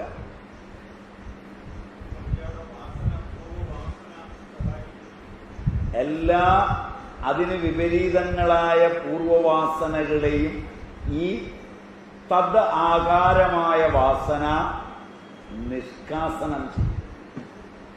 തജ്ജ സംസ്കാരവും അന്യസംസ്കാര പ്രതിബന്ധി എന്ന് പതഞ്ജലി പറയും. തജ്ജ സംസ്കാരം, അതിൽ നിന്ന്, തദാകാരവൃത്തിയിൽ നിന്ന്, തദ് നിർദ്ദിഷ്ട ബ്രഹ്മത്തിൽ നിന്നുണ്ടാകുന്ന ബ്രഹ്മസംസ്കാരം ഇതര സംസ്കാരങ്ങളെ ഉച്ചാടനം ചെയ്യും. മനസ്സിലായില്ല? ആ അവസ്ഥയിൽ മനസ്സിലെ നിർത്തിയവൻ ഒന്ന് കാണുമ്പോൾ ഈശ്വരനെയും ഐശ്വര്യത്തെയും മാത്രമേ കാണൂ. മനസ്സിലായില്ല? അവനിത് മുഴുവൻ ആച്ഛാദിതമാക്കി കാണും. മാത്രമല്ല, അവൻ പൂർണ്ണതയാ കാണുന്നത്. നിങ്ങൾ കാലൊടിഞ്ഞതിനെയാണ് കാണുന്നത്. അവൻ കാണുന്നത് ഒടിയാത്ത ഭാഗത്തു നിന്നുള്ളൊരു പ്രകാശരശ്മി പായിച്ച് കാലൊടിയാത്ത രൂപത്തിലാണ്. അപ്പൊ അവനൊന്ന് തൊട്ടാൽ, അവനൊന്ന് പറഞ്ഞാൽ ആ കാല് മൂവി.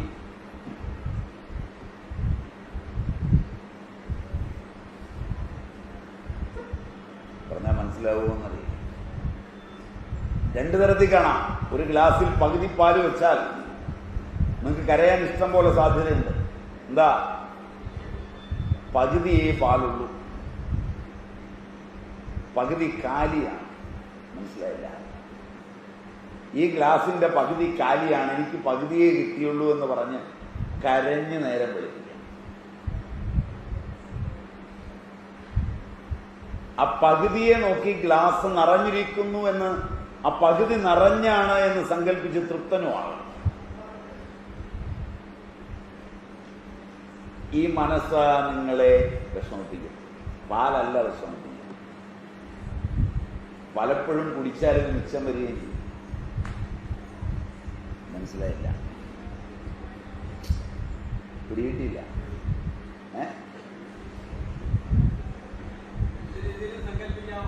ആ രണ്ട് രീതിയിലും സങ്കല്പിക്കാമെന്ന് പറഞ്ഞ് ഞാൻ നിർത്തുക അല്ല ചെയ്യും. അതിൽ നിന്ന് നിങ്ങൾക്ക് സംതൃപ്തമാകാമെന്ന് പറയുകയാണ്. ആ സംതൃപ്തിയാ വിഷയം. മറ്റതൊക്കെ യുക്തിയിൽ പഠിച്ചോണ്ട് പോവാം. പക്ഷെ കാണുമ്പോ ഇതൊക്കെ പറഞ്ഞ് പഠിച്ചാലും ആ സമയത്ത് വരില്ല.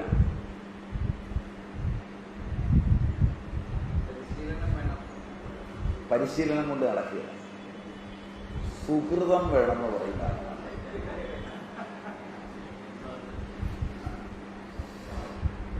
ഇത് വിഷയം സുഹൃതത്തിൻ്റെയാണ്.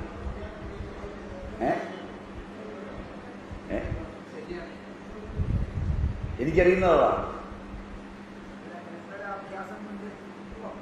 ആ ഒരു പ്രതീക്ഷ അങ്ങനെ വെച്ച് പുലർത്താം. എനിക്ക് തോന്നുന്നത് ഇതാണ്. ഇത് ചില ആളുകളുണ്ട്, അവർ അവരുടെ സുഹൃതം കാരണം അവരങ്ങനെ കാണും.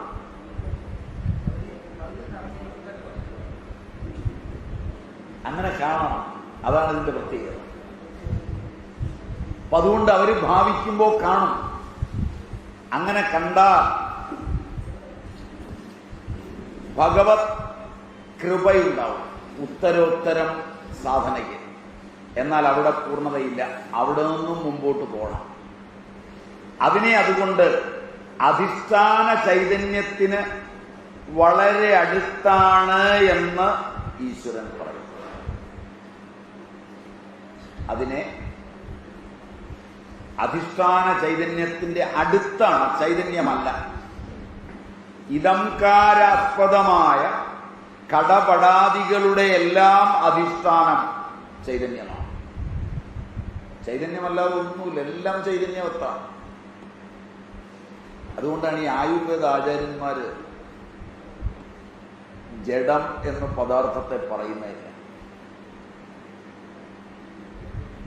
അതാണ് ഏറ്റവും രസകരമായ സംഭവം. ജഡമെന്ന് സങ്കല്പിച്ചു പോയാൽ നിങ്ങളെ ഏറ്റു നടത്താനാവില്ല. ജഡമാണെന്ന് നിങ്ങൾ വിചാരിച്ച് വലിച്ചെറിയുന്ന ഒരു കല്ലെടുത്തുകൊണ്ടുവന്ന് അഗ്നിയിൽ പുടം ചെയ്ത് അതിൻ്റെ അകത്തുനിന്ന് ഒരു നുള്ളു വായുവിട്ട് തരുമ്പോഴാണ് നിങ്ങൾ നടക്കുന്നത്. നിങ്ങളെ നടത്തുന്ന ആ സാധനത്തിന് ചൈതന്യമില്ലെന്ന് അങ്ങനെ പറയും. മനസ്സിലായില്ല. ചരാചരമായി കാണപ്പെടുന്ന ഈ പ്രപഞ്ചം മുഴുവൻ ജീവനുള്ളതാണ്. ഇതാണ് ആയുർവേദത്തിന്റെ ഫണ്ടമെന്റൽ.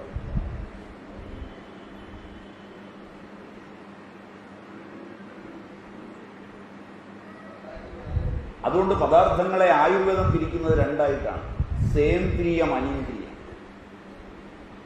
സചേതനം അചേതനം എന്നൊരു കണക്കേ ഇല്ല അവിടെ. അനിന്ദ്രിയം. ഇത് കേട്ടിട്ട് സസ്യങ്ങളൊക്കെ അനിന്ദ്രിയമാണെന്ന് കരുതരുത്. കല്ലൊക്കെ അനിന്ദ്രിയമാണ്, സസ്യങ്ങളൊക്കെ സേന്ദ്രിയമാണ്. അശോകത്തില് ഇന്ദ്രിയങ്ങളോട് കൂടിയത്. അശോകത്തിലൊരു സ്ത്രീയുടെ സ്പർശനമേറ്റാൽ പൂക്കും കൂടുതലായി. കുറുക്കന്റെ പേശിയുടെ മണമടിച്ച ഗണപതി നാരകം കായ്ക്കും നിറച്ചു. മിന്നല് വെടിയും വന്നാൽ വെള്ളില പൂക്കും. ചരകൻ ഇതെല്ലാം ഉദാഹരണമായി ചൂണ്ടിക്കാണിച്ച് സേന്ദ്രിയം അനിന്ദ്രിയം എന്നാണ് പറയുക.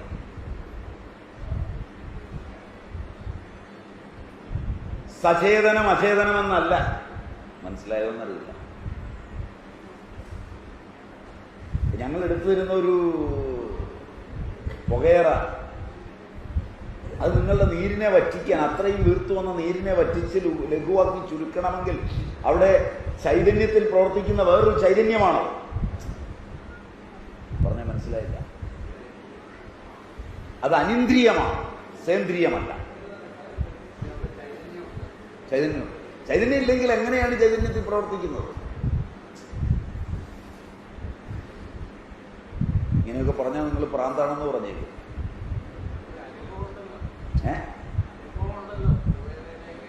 അനുഭവം നിഷേധിക്കുകയാണല്ലോ നിങ്ങളുടെ ആധുനികതയുടെ ഏറ്റവും വലിയ ലക്ഷ്യം. അനുഭവം നിഷേധിച്ചിട്ടല്ലേ നിങ്ങൾ പരസ്യത്തിന്റെ പുറകെ പോകും. മനസ്സിലായില്ല. അനുഭവമാണ് സ്വീകരിക്കുന്നതെങ്കിൽ പരസ്യത്തിന്റെ പുറകെ പോകും. അപ്പൊ അതുകൊണ്ട് ഇതംകാരാസ്പദമായ ഘടപടാദികളുടെ എല്ലാം അധിഷ്ഠാനം ചൈതന്യമാണ്. ചൈതന്യമാണ് എല്ലാത്തിൻ്റെയും അധിഷ്ഠാനം. എന്നാൽ ഘടപടാദികൾ മോഹമേവം, അജ്ഞാനത്തെ വർദ്ധിപ്പിക്കുന്നവയാണ്. അതാണ് നമ്മൾ അതിനെ കാണുന്നതിൽ വ്യത്യാസപ്പെടുന്നത്.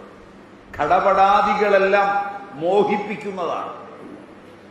ശ്രീകൃഷ്ണൻ, ശ്രീരാമൻ ആദിയായവ മോഹത്തെയും അജ്ഞാനത്തെയും വളർത്തുന്നവയല്ല. ഇതാ രണ്ടും തമ്മിലുള്ള വ്യത്യാസം. ആ വിഷയവും ഈ വിഷയവും തമ്മിലുള്ള വ്യത്യാസം അതാണ്. വളർത്തുന്നവയല്ല. അതുകൊണ്ട് അവയെ ഈശ്വര സമീപതരമാണ്, ഏറ്റവും അടുത്തിരിക്കുന്നത്. ഘടപടാദികളെ അപേക്ഷിച്ച് അടുത്തിരിക്കുന്നവ.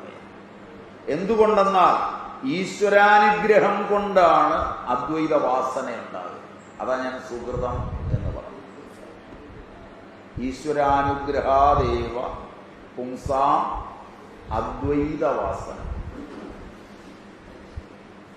ഈശ്വരാനുഗ്രഹം ഒന്നുകൊണ്ട് മാത്രമേ അദ്വൈത വാസന ഉണ്ടാകൂ.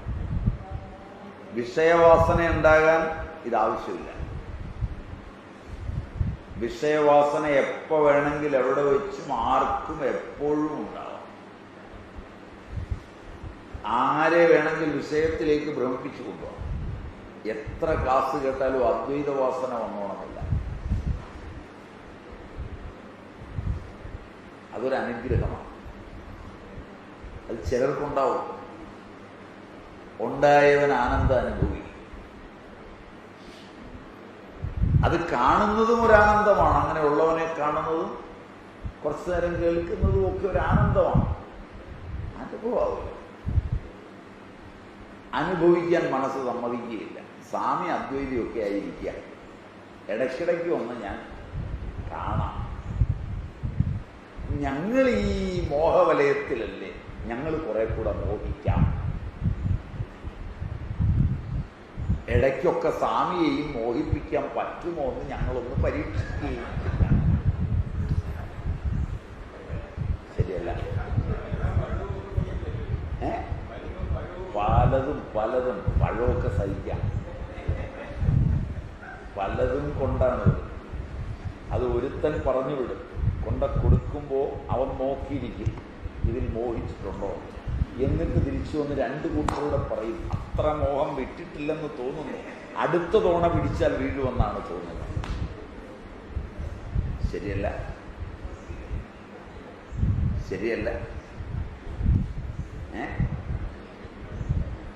ഇതൊക്കെ അനുഭവിക്കണം എന്ന് വിചാരിച്ചാണ് ചെല്ലുന്നത്. പക്ഷേ നമ്മൾ വീണ വഴിയിൽ വീഴുവോ എന്നൊന്ന് നോക്കാൻ ഒരു കുസൃതി ആണോ?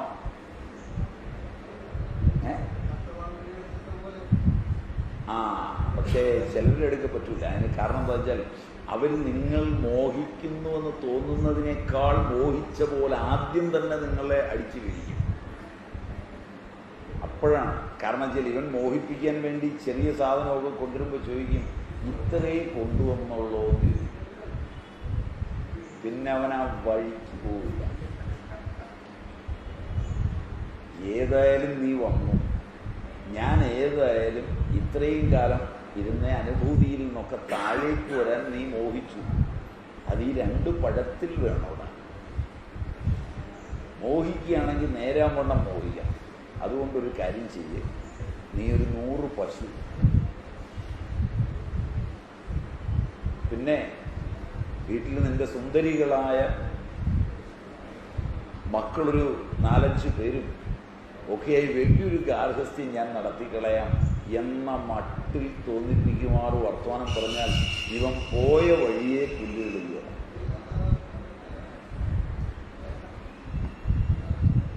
അത്തരം പാർട്ടികൾ അവർക്കാണെങ്കിൽ ഒരു മയവും ഉണ്ടാവില്ല വർത്തമാനം പറയാൻ. ചിലപ്പോൾ ഇങ്ങനെ പരീക്ഷിച്ച് അവരുടെ അടുത്ത് ചെന്ന് വീഴും. അപ്പോഴാണ് അതോടുകൂടി എല്ലാ ഓട്ടവും നിലയ്ക്കും. നിർത്തുന്നത് അവിടെയാണ്. മോഹിക്കുകയാണെങ്കിൽ പിന്നെ എന്തിന് ചെറിയ മോഹങ്ങൾ? വിശാല വിശ്വം മുഴുവൻ അങ്ങ് മോഹിച്ചുകൂടെ? നിങ്ങൾ അങ്ങനെ ചിന്തിച്ചിട്ടില്ല? ഉണ്ടോ? ഇല്ല. ഇച്ചിരി പോന്ന മോഹങ്ങൾക്ക് എന്തിനീ ജന്മം കളയണം? മോഹിക്കാതിരിക്കുന്നത് നന്ന്. മോഹിക്കുകയാണെങ്കിലോ ഈ അണ്ടകടാഹം മുഴുവൻ എടുത്തു വെക്കാൻ മോഹിക്കാം.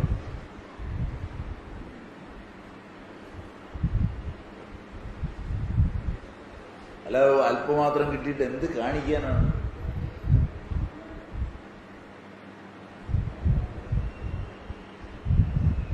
അവിടെയാണ് ഇതിന്റെ വ്യത്യാസം. ഏതെങ്കിലും ഒരു പെങ്കൊച്ചിനെ വിവാഹം കഴിക്കാൻ പോവുകയാണെങ്കിൽ അത് ഈ ലോകത്തുള്ള മുഴുവൻ കുട്ടികളുടെയും ഭർത്താവാകാൻ പാകത്തിന് കൃഷ്ണനെ പോലെ നീക്കണം. ശരിയല്ല? പറ്റുകയില്ലെങ്കിൽ പിന്നെ ഒന്നിനെയും മോഹിക്കാതെ മര്യാദയില്ല. ഇങ്ങനെ പറഞ്ഞാൽ നിങ്ങൾക്ക് മനസ്സിലാവുമെന്നറിയില്ല. ഇങ്ങനെ വിഷയങ്ങളെല്ലാം സകല വിഷയങ്ങളോടും ഈ സമീപനം വരുമ്പോൾ ഏറ്റവും അടുത്തിരിക്കുന്നതിനോട്, ഈശ്വരന്റെ ഏറ്റവും അടുത്തിരിക്കുന്നത്. അപ്പൊ അവ മോഹത്തെ വളർത്തില്ല. അതുകൊണ്ടത് സമീപതരമാണ്. അതുകൊണ്ട് മോഹം ഉണ്ടാവില്ല. അതുകൊണ്ട് ഭഗവാൻ പറയും വിദ്യാ വിനയ സമ്പന്നേ ബ്രാഹ്മണേ ഗവിഹസ്തിനി സുനിജൈവ സ്വഭാഗേജ പണ്ഡിത സമദർശിന. സമദർശനം വന്നത്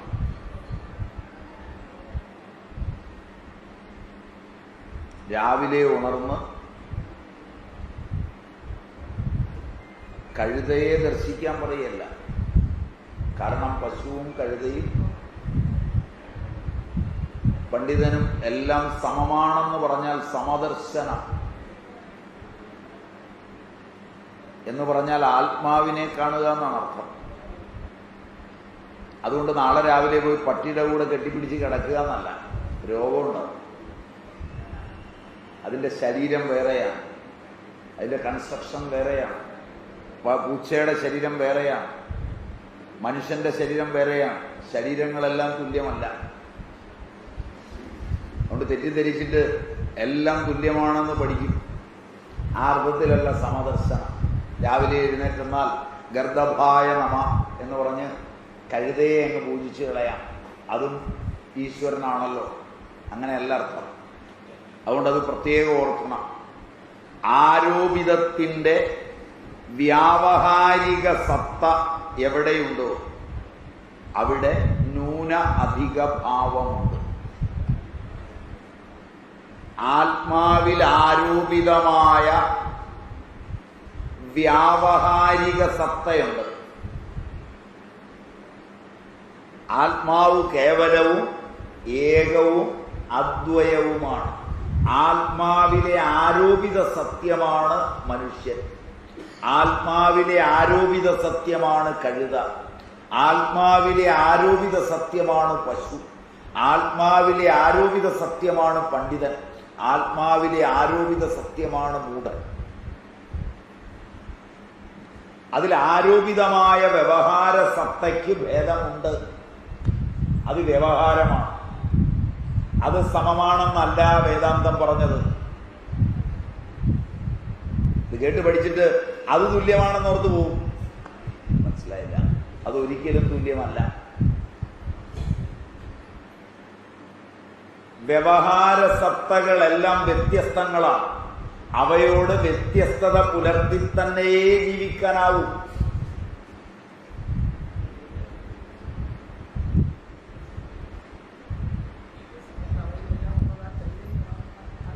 അതിൽ അന്തർനിഹിതമായിരിക്കുന്ന ചൈതന്യമേകമാണ്. അതിനെയാണ് എന്നിലും അതിലും എല്ലാത്തിലുമുള്ളത് ഏകമാണെന്ന് പഠിക്കുന്നതും അനുഭവിക്കുന്നതും. ഇത് മനസ്സിലാക്കി അനുഭവിക്കണം. അതായത് അവിടെ ദൂരെ സമീപത്ത് എന്നിങ്ങനെ ഭേദമുണ്ട്. ഒന്ന് ദൂരെ, ഒന്നടുത്ത്. ആത്മാവിന് ഏറ്റവും അടുത്ത്, അതിനെ അറിയുന്നവൻ ഏറ്റവും അടുത്ത്. അതുകൊണ്ട് ജന്തുക്കളിൽ നരജന്മം മെച്ചമാണ്.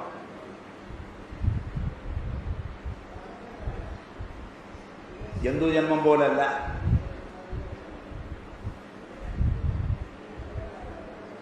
അങ്ങനെ ഓരോന്നും അതിൻ്റെ ഭേദങ്ങളുണ്ട്. അതുകൊണ്ട് അവിടെ ന്യൂനാധിക ഭേദമുണ്ട്.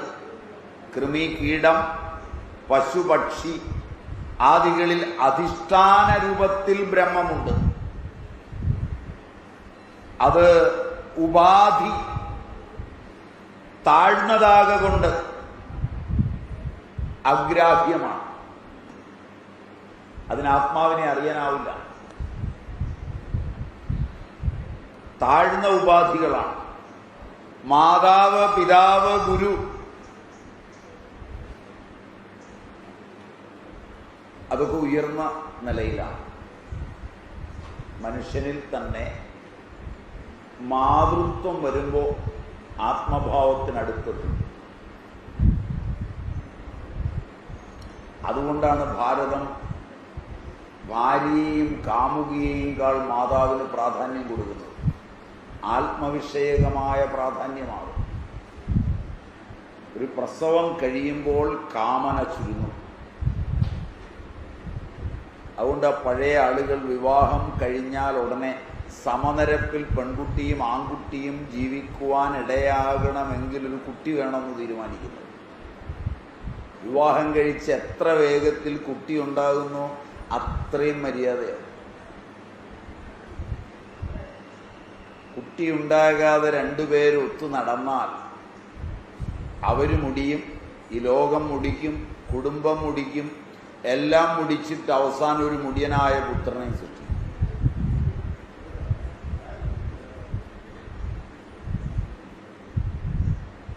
ശരി പോലെയുണ്ടോ? ശരി പോലെയുണ്ടോ? ശരി പോലെയല്ല, ശരിയാണ്.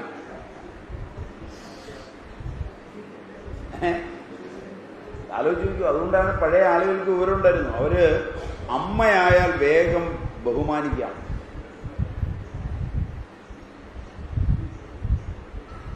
ഒരമ്മ ജോലിക്ക് പോകുന്നതും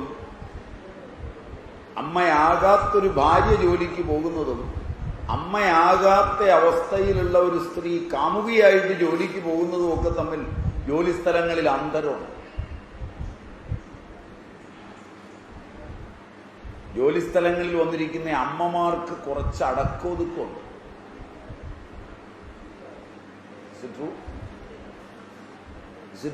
ഉദ്യോഗസ്ഥർ ഉദ്യോഗസ്ഥരോടാ ചോദ്യം. അധ്യാപകർ, എഞ്ചിനീയേഴ്സ്, ഡോക്ടേഴ്സ്, മറ്റേ ഫാർമസിസ്റ്റുകൾ, ഇങ്ങനെ ഉദ്യോഗസ്ഥർ നിങ്ങളുടെ കാണും. അവർക്കൊക്കെ അറിയാം ആ ഓഫീസിൽ പണിയെടുക്കുന്ന സ്ത്രീകൾ അമ്മമാരാണെങ്കിൽ കുറച്ച് പക്വമതികളാണ്. അവരോടൊരു സൊറ പറയാനോ അവരോട് പോയി സൊള്ളാനോ അവരെ പോയി ചൊറിയാനോ ഒന്നും അത്ര എളുപ്പമല്ല. ശരിയാണോ?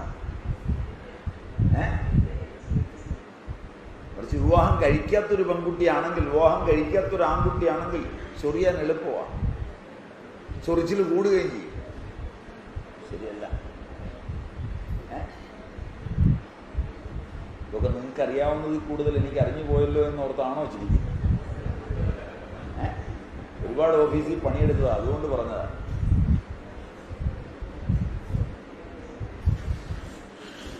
പറഞ്ഞതിൽ സത്യമുണ്ടോ?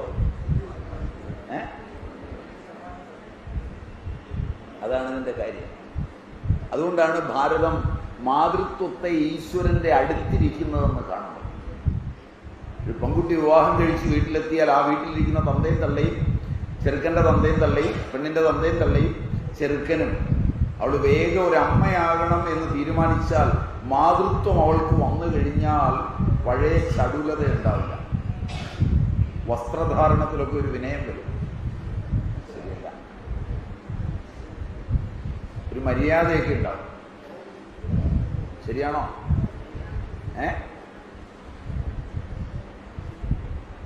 മറ്റത് കുട്ടി ഉണ്ടാകാതെ മാതാവാകാതിരുന്നാൽ 80 ആയാലും 90 ആയാലും പേസ്റ്റൊക്കെ അടിക്കും, നരച്ചതൊക്കെ കറപ്പിച്ചും ഒക്കെ ആകെ മനുഷ്യനെ വട്ടം ചുറ്റിക്കും. അങ്ങനെയാണോ പറയേണ്ടത്?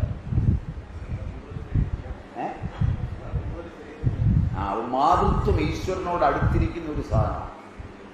മാതാവ് ഗുരുവാകുക എന്ന് പറയുന്നത് അതുപോലെ ആരെങ്കിലും പഠിപ്പിച്ചു തുടങ്ങിയാൽ, അതുകൊണ്ടാണ് പഠിച്ചു കഴിഞ്ഞാൽ, സ്വാധ്യായം കഴിഞ്ഞ് പ്രവചനം തുടങ്ങിയാൽ പിന്നെ ആളുകളൊക്കെ നോക്കാൻ തുടങ്ങും. അപ്പോൾ കുറച്ച് മര്യാദയ്ക്ക് നടക്കേണ്ടി വരും. നമ്മുടെ ആചാര്യനല്ലേ പോകുന്നത്, എല്ലായിടത്തും കയറി പോകാൻ പറ്റില്ല. ശരിയല്ല?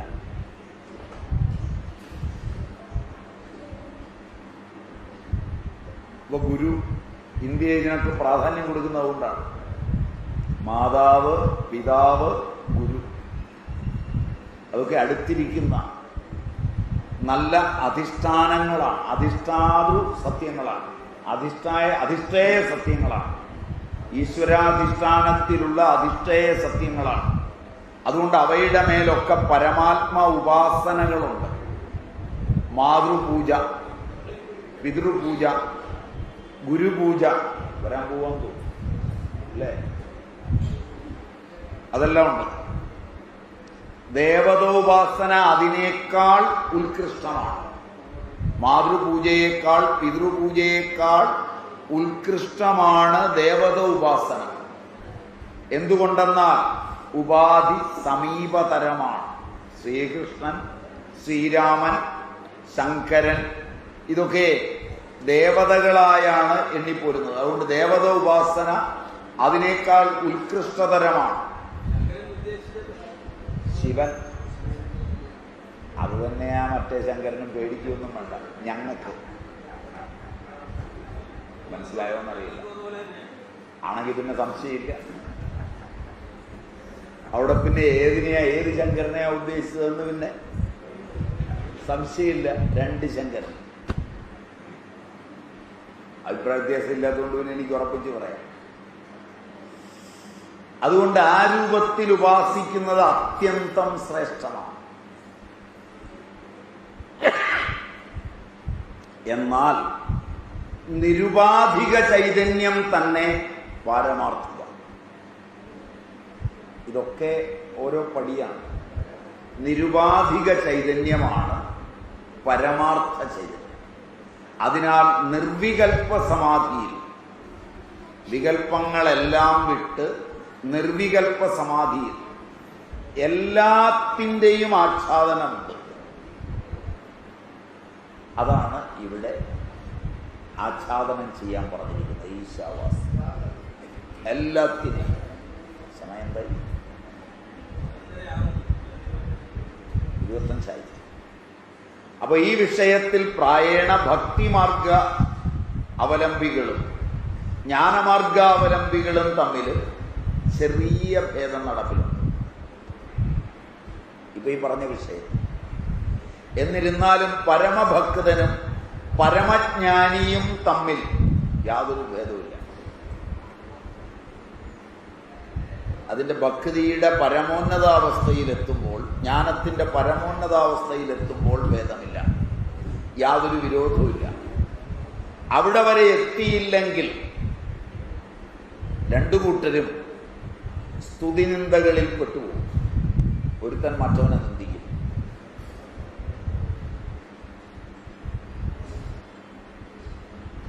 ഉത്തമ ഗൃഹസ്ഥനോ ഉത്തമ സന്യാസിയോ ആയാൽ ഭേദം കാണില്ല.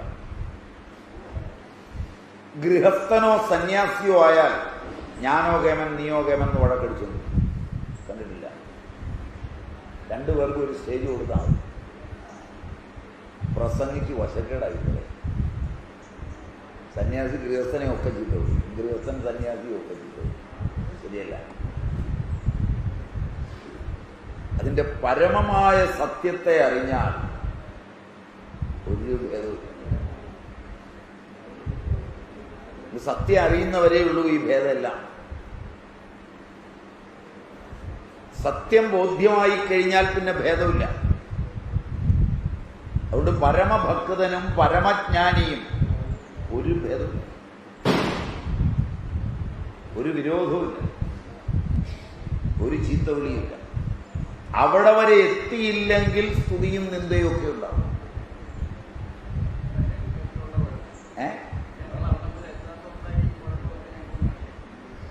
മിക്കവാറും എല്ലാവരും കാണിക്കുന്നു. അവിടെ വരെ എത്തിയാൽ പിന്നെ ആരും കാണിക്കില്ല. നിങ്ങളെന്നല്ല, ഞാനും കാണിക്കില്ല. എത്തിയില്ലെങ്കിൽ നമ്മളൊക്കെ കാണിക്കും. ഒരു ഭേദവും. അതൊരു അവസ്ഥയാണ്. അത് കണ്ട് പേടിക്കണ്ട, ഭ്രമിക്കണ്ട എന്നാണ്. താഴെ നിൽക്കുന്നു എന്ന് മനസ്സിലാക്കിയാണ്. അപ്പൊ അവിടെ വരെ എത്തിയില്ലെങ്കിലാണ് സ്തുതിയും നിന്ദയുമെല്ലാം. അതുകൊണ്ട് വാസ്തവിക സിദ്ധാന്തം പ്രസക്ത അനുപ്രസക്ത രൂപത്തിൽ കുറച്ചു വിവരണം അനിവാര്യമാണ്. ശ്രീമദ് ഭാഗവതം പറയും. ഇത് പഠിക്കാൻ എളുപ്പം. ശ്രീമദ് ഭാഗവതം പറയും, മനോയച്ഛേജിതശ്വാസോ ബ്രഹ്മബീജമനുസ്മരൻ നിയച്ഛേത് വിഷയേഭ്യോ അക്ഷാൻ മനസാ ബുദ്ധി സാരഥി. ഭാഗവതത്തിലെ വചനങ്ങളാണ്. ആദ്യമായി മനസ്സിനെ നിയന്ത്രിക്കുന്നതിന് പ്രയത്നിക്കണം. കാരണം അതാ നമ്മളെ ഈ കൊണ്ടുപോകും. മനസ്സാണ് ഈ ലോകം. മനക്കൽപ്പിതമാണ് ഈ ലോകം മുഴുവൻ. അവിടെ നടന്നു കഴിഞ്ഞ കാര്യങ്ങളാണ് ശാരീരികമായി പോയി കണ്ട് അനുഭവിക്കുന്നതും അറിയുന്നതും.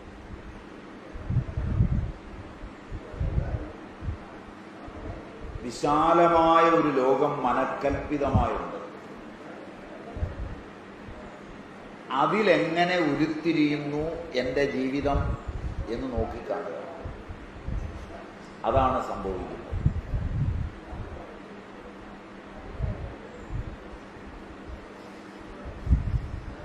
കേട്ടതും പഠിച്ചതും പഠിപ്പിച്ചതും ഒക്കെ പ്രാരബ്ധരൂപേണ മനസ്സ് രൂപാന്തരപ്പെട്ടത്. വർത്തമാനത്തില്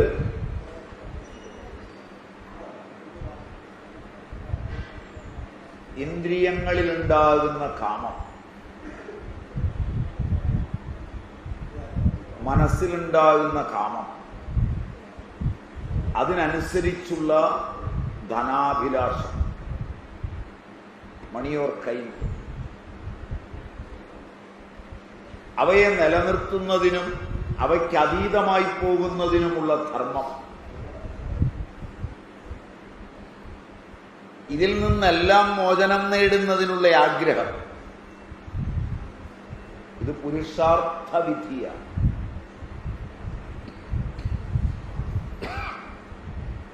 അതിവിടെ വന്ന് സമ്പാദിക്കുന്നതാണ്.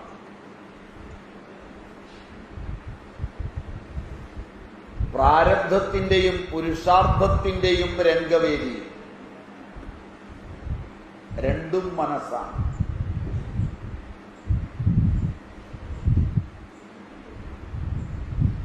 പ്രാരബ്ധത്തെ ചിലർ പുരുഷാർത്ഥം കൊണ്ട് നിഷേധിച്ച് മുന്നേറും, അവർ രക്ഷപ്പെടും.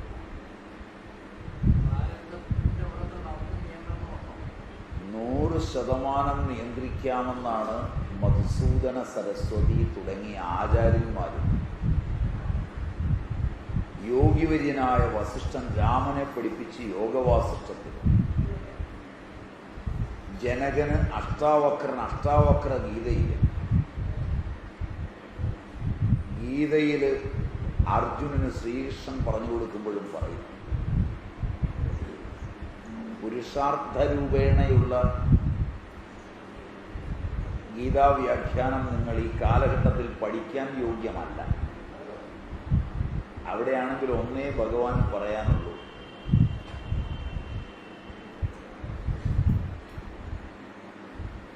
ഞാൻ പറഞ്ഞില്ല, ഒന്നേ പറയാനുള്ളൂ. അത് ഞാൻ പറഞ്ഞു തരില്ല.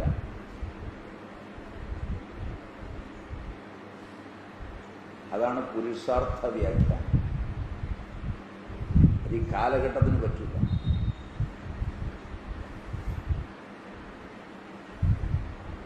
അതുകൊണ്ട് ഏതിനെയും എന്തിനെയും കടന്നു പോവാം.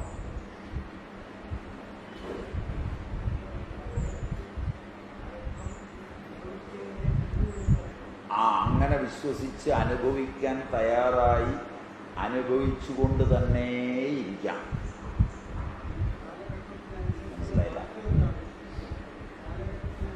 കാലഘട്ടം എന്ന് പറഞ്ഞാൽ ഇപ്പോൾ നിങ്ങൾ വീണ് കിടക്കുന്നത് പുരുഷാർത്ഥത്തെ അറിയേണ്ടതുപോലെ അറിയാവുന്ന ഒരു കാലഘട്ടത്തിലല്ല. പുരുഷാർത്ഥത്തിൻ്റെ സീമയിലേക്ക് ഒരുത്തൻ ഉയരുമ്പോൾ അഹിംസയും ഹിംസയും രണ്ടില്ല,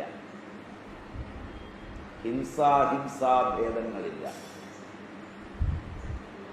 ധർമാധർമ്മ ഭേദങ്ങളില്ല, സത്യ അസത്യഭേദങ്ങളില്ല, വൃതാനുത ഭേദങ്ങളില്ല. നേരത്തെ ചെയ്തു വെച്ച കർമ്മങ്ങളേ ഉള്ളൂ, അത് ചെയ്യാനുള്ള അനുജ്ഞയേ ഉള്ളൂ. ഫലം അവന്റെ ചൊൽപ്പടിയിലല്ല, അത് സമഷ്ടിയുടെ തീരുമാനത്തിലാണ്. ചെയ്യാനുള്ളത് വേഗം ചെയ്ത് മുന്നേറാനേ ഉള്ളൂ. ഭയസംഭ്രമങ്ങളില്ല. മനസ്സിലായോ എന്നറിയില്ല. അതുകൊണ്ട് ഒരല്പം കടന്ന തലം എഴഞ്ഞു പോകുന്ന ജനതയ്ക്ക് പറ്റിയതല്ല.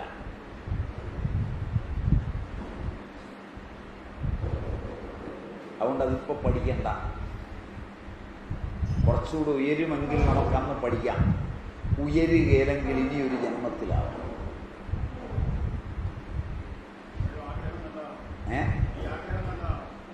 അതുകൊണ്ടാണ് ഇങ്ങനെ ഒരെണ്ണം പറഞ്ഞിങ്ങനെ ഉണ്ടെന്ന് പറഞ്ഞു പോകുന്നത്. എന്നിട്ട് പിന്നെ നിങ്ങൾക്ക് നല്ല ആഗ്രഹം ഉണ്ടെങ്കിൽ നിങ്ങളത് തപ്പി പിടിക്കാതിരിക്കുകയും എഴയുന്നവരാണെങ്കിൽ ഇത് മതി ചെയ്യാതിരുന്നുള്ളൂ. പിന്നെ ചില വില്ലന്മാരുണ്ട്, ഇത് മതിയെന്ന് വെച്ചിരിക്കുകയും അവസാനത്തത് വരെ പഠിച്ചെടുക്കാൻ ഒരുങ്ങുകയും ചെയ്യും. അങ്ങനെ പഠിക്കാൻ പറ്റും. നിൽക്കുന്നതാണ് അനുഭവം. നിൽക്കുന്നത് ഇഷ്ടപ്പെടാത്തവർ അവരെ ഒളിഞ്ഞു നോക്കികൾ എന്നാണ് പറയുന്നത്. വീട്ടിലിരിക്കും, ഭാര്യയുണ്ട്, പോയി ഒന്ന് കാണട്ടെ എന്ന് പറഞ്ഞാൽ മതി. പക്ഷെ അവൻ ജനലിൽ കൂടെ നോക്കിക്കൊണ്ടിരിക്കും, അപ്പുറത്തവൻ്റെ ഭാര്യ. മനസ്സിലായില്ല? വല്ല അതേ സാധനമായിട്ടിരിക്കുന്നത് കാണണമെങ്കിലൊന്ന് നോക്കിക്കണ്ടാൽ മതി, ഒരു വ്യത്യാസം ഉണ്ടാവില്ല. അതേ തൊലിയും അതേ മാംസവും അതേ മലവും ഒക്കെ ആയിട്ട് തന്നെ ആയിരിക്കും. പക്ഷെ എന്നാലും ഇവൻ അങ്ങോട്ട് നോക്കിക്കൊണ്ടിരിക്കും, ജനലും തുറന്നു പേടിച്ച്. അതാണ് രസം. 3 പേടിയാണ്. ഇവൻ്റെ വീട്ടിൽ നിന്ന് പിള്ളേരോ ഭാര്യയോ വരുന്നുണ്ടോ എന്ന് പേടിക്കും. മറ്റത് അങ്ങോട്ടും ഇങ്ങോട്ടും മാറുമ്പോൾ അതിൻ്റെ ഭർത്താവോ പിള്ളേരോ ഒന്ന് കാണുമോ എന്ന് പേടിക്കണം. ഇടിപാഴ്സലാണ് എന്ന് പറഞ്ഞ പോലെ ഈ ലോകത്ത് എൻ്റെ തലങ്ങൾക്ക് വിട്ട് മറ്റേ തലത്തിലേക്ക് എത്തി നോക്കി പഠിച്ച് അതറിയാം എന്ന് വ്യാമോഹിക്കുന്നവർ വൃഥാമോഹമാണ്. നിൽക്കുന്നിടത്ത് നിന്ന് പഠിക്കണം, ക്രമമായി വികസിക്കണം. Am I right? ഉദാഹരണം അത്ര നല്ലതല്ലായിരുന്നു എന്ന് എനിക്ക് തോന്നുന്നു. അപ്പൊ എളുപ്പം മനസ്സിലായി എന്നാണ് ഞാൻ അല്പം വൃത്തികേടാണ് പറഞ്ഞത്. അറിയാതെയല്ല. കഴിഞ്ഞാൽ ചാണകവെള്ളം കുളിക്കണം എന്നിരുന്നാലും കാര്യം മനസ്സിലായി എന്ന് വരിക. അതുകൊണ്ട് എപ്പോഴും ഇത് ഓർക്കണം. നമ്മൾ നിൽക്കുന്ന തലമാണ് ആദ്യം പഠിക്കേണ്ടത്. അതിപ്പോഴത്തെ പിള്ളേർക്കുള്ളൊരു കുഴപ്പമാണ്. 1ാം ക്ലാസ്സിലെ പാഠപുസ്തകം അച്ഛനും അമ്മയും വാങ്ങിച്ചു, അതിൽ തോറ്റു. പക്ഷെ 2ാം ക്ലാസ്സിൽ ഇവൻ്റെ ചേട്ടൻ്റെ പുസ്തകം അവൻ കാണാപ്പാടോ, അത് പരീക്ഷ എഴുതിച്ചാൽ ചെയ്യും. അത് അപ്പുറത്തിൽ നിന്ന് അവൻ വായിക്കുന്ന കേട്ട് പഠിച്ചതാണ്, ഇതും പഠിക്കില്ല. മനസ്സിലായോ? ഇങ്ങനെ ചില പിള്ളേരുണ്ട്, അവനോട് 2ാം ക്ലാസ്സിൽ ചോദിച്ചാൽ മുഴുവൻ പറയും. പക്ഷെ 1ാം ക്ലാസ്സിലേ അവൻ അറിയില്ല, കാരണം അവൻ്റെ ചേട്ടൻ 2ാം ക്ലാസ്സിലാണ് പഠിക്കുന്നത്.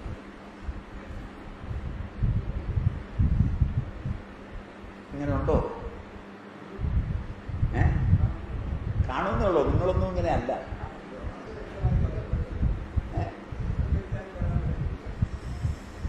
ഗൃഹസ്ഥനായിരിക്കുമ്പോൾ സന്യാസത്തിന്റെ പഠിക്കാൻ പോകും, സന്യാസി ആയിരിക്കുമ്പോൾ ഗൃഹസ്ഥന്റെ പഠിക്കാം.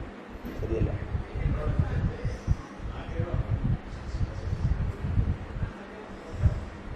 അതിങ്ങനെ അതിന്റെ ക്രമത്തിൽ പഠിക്കാം.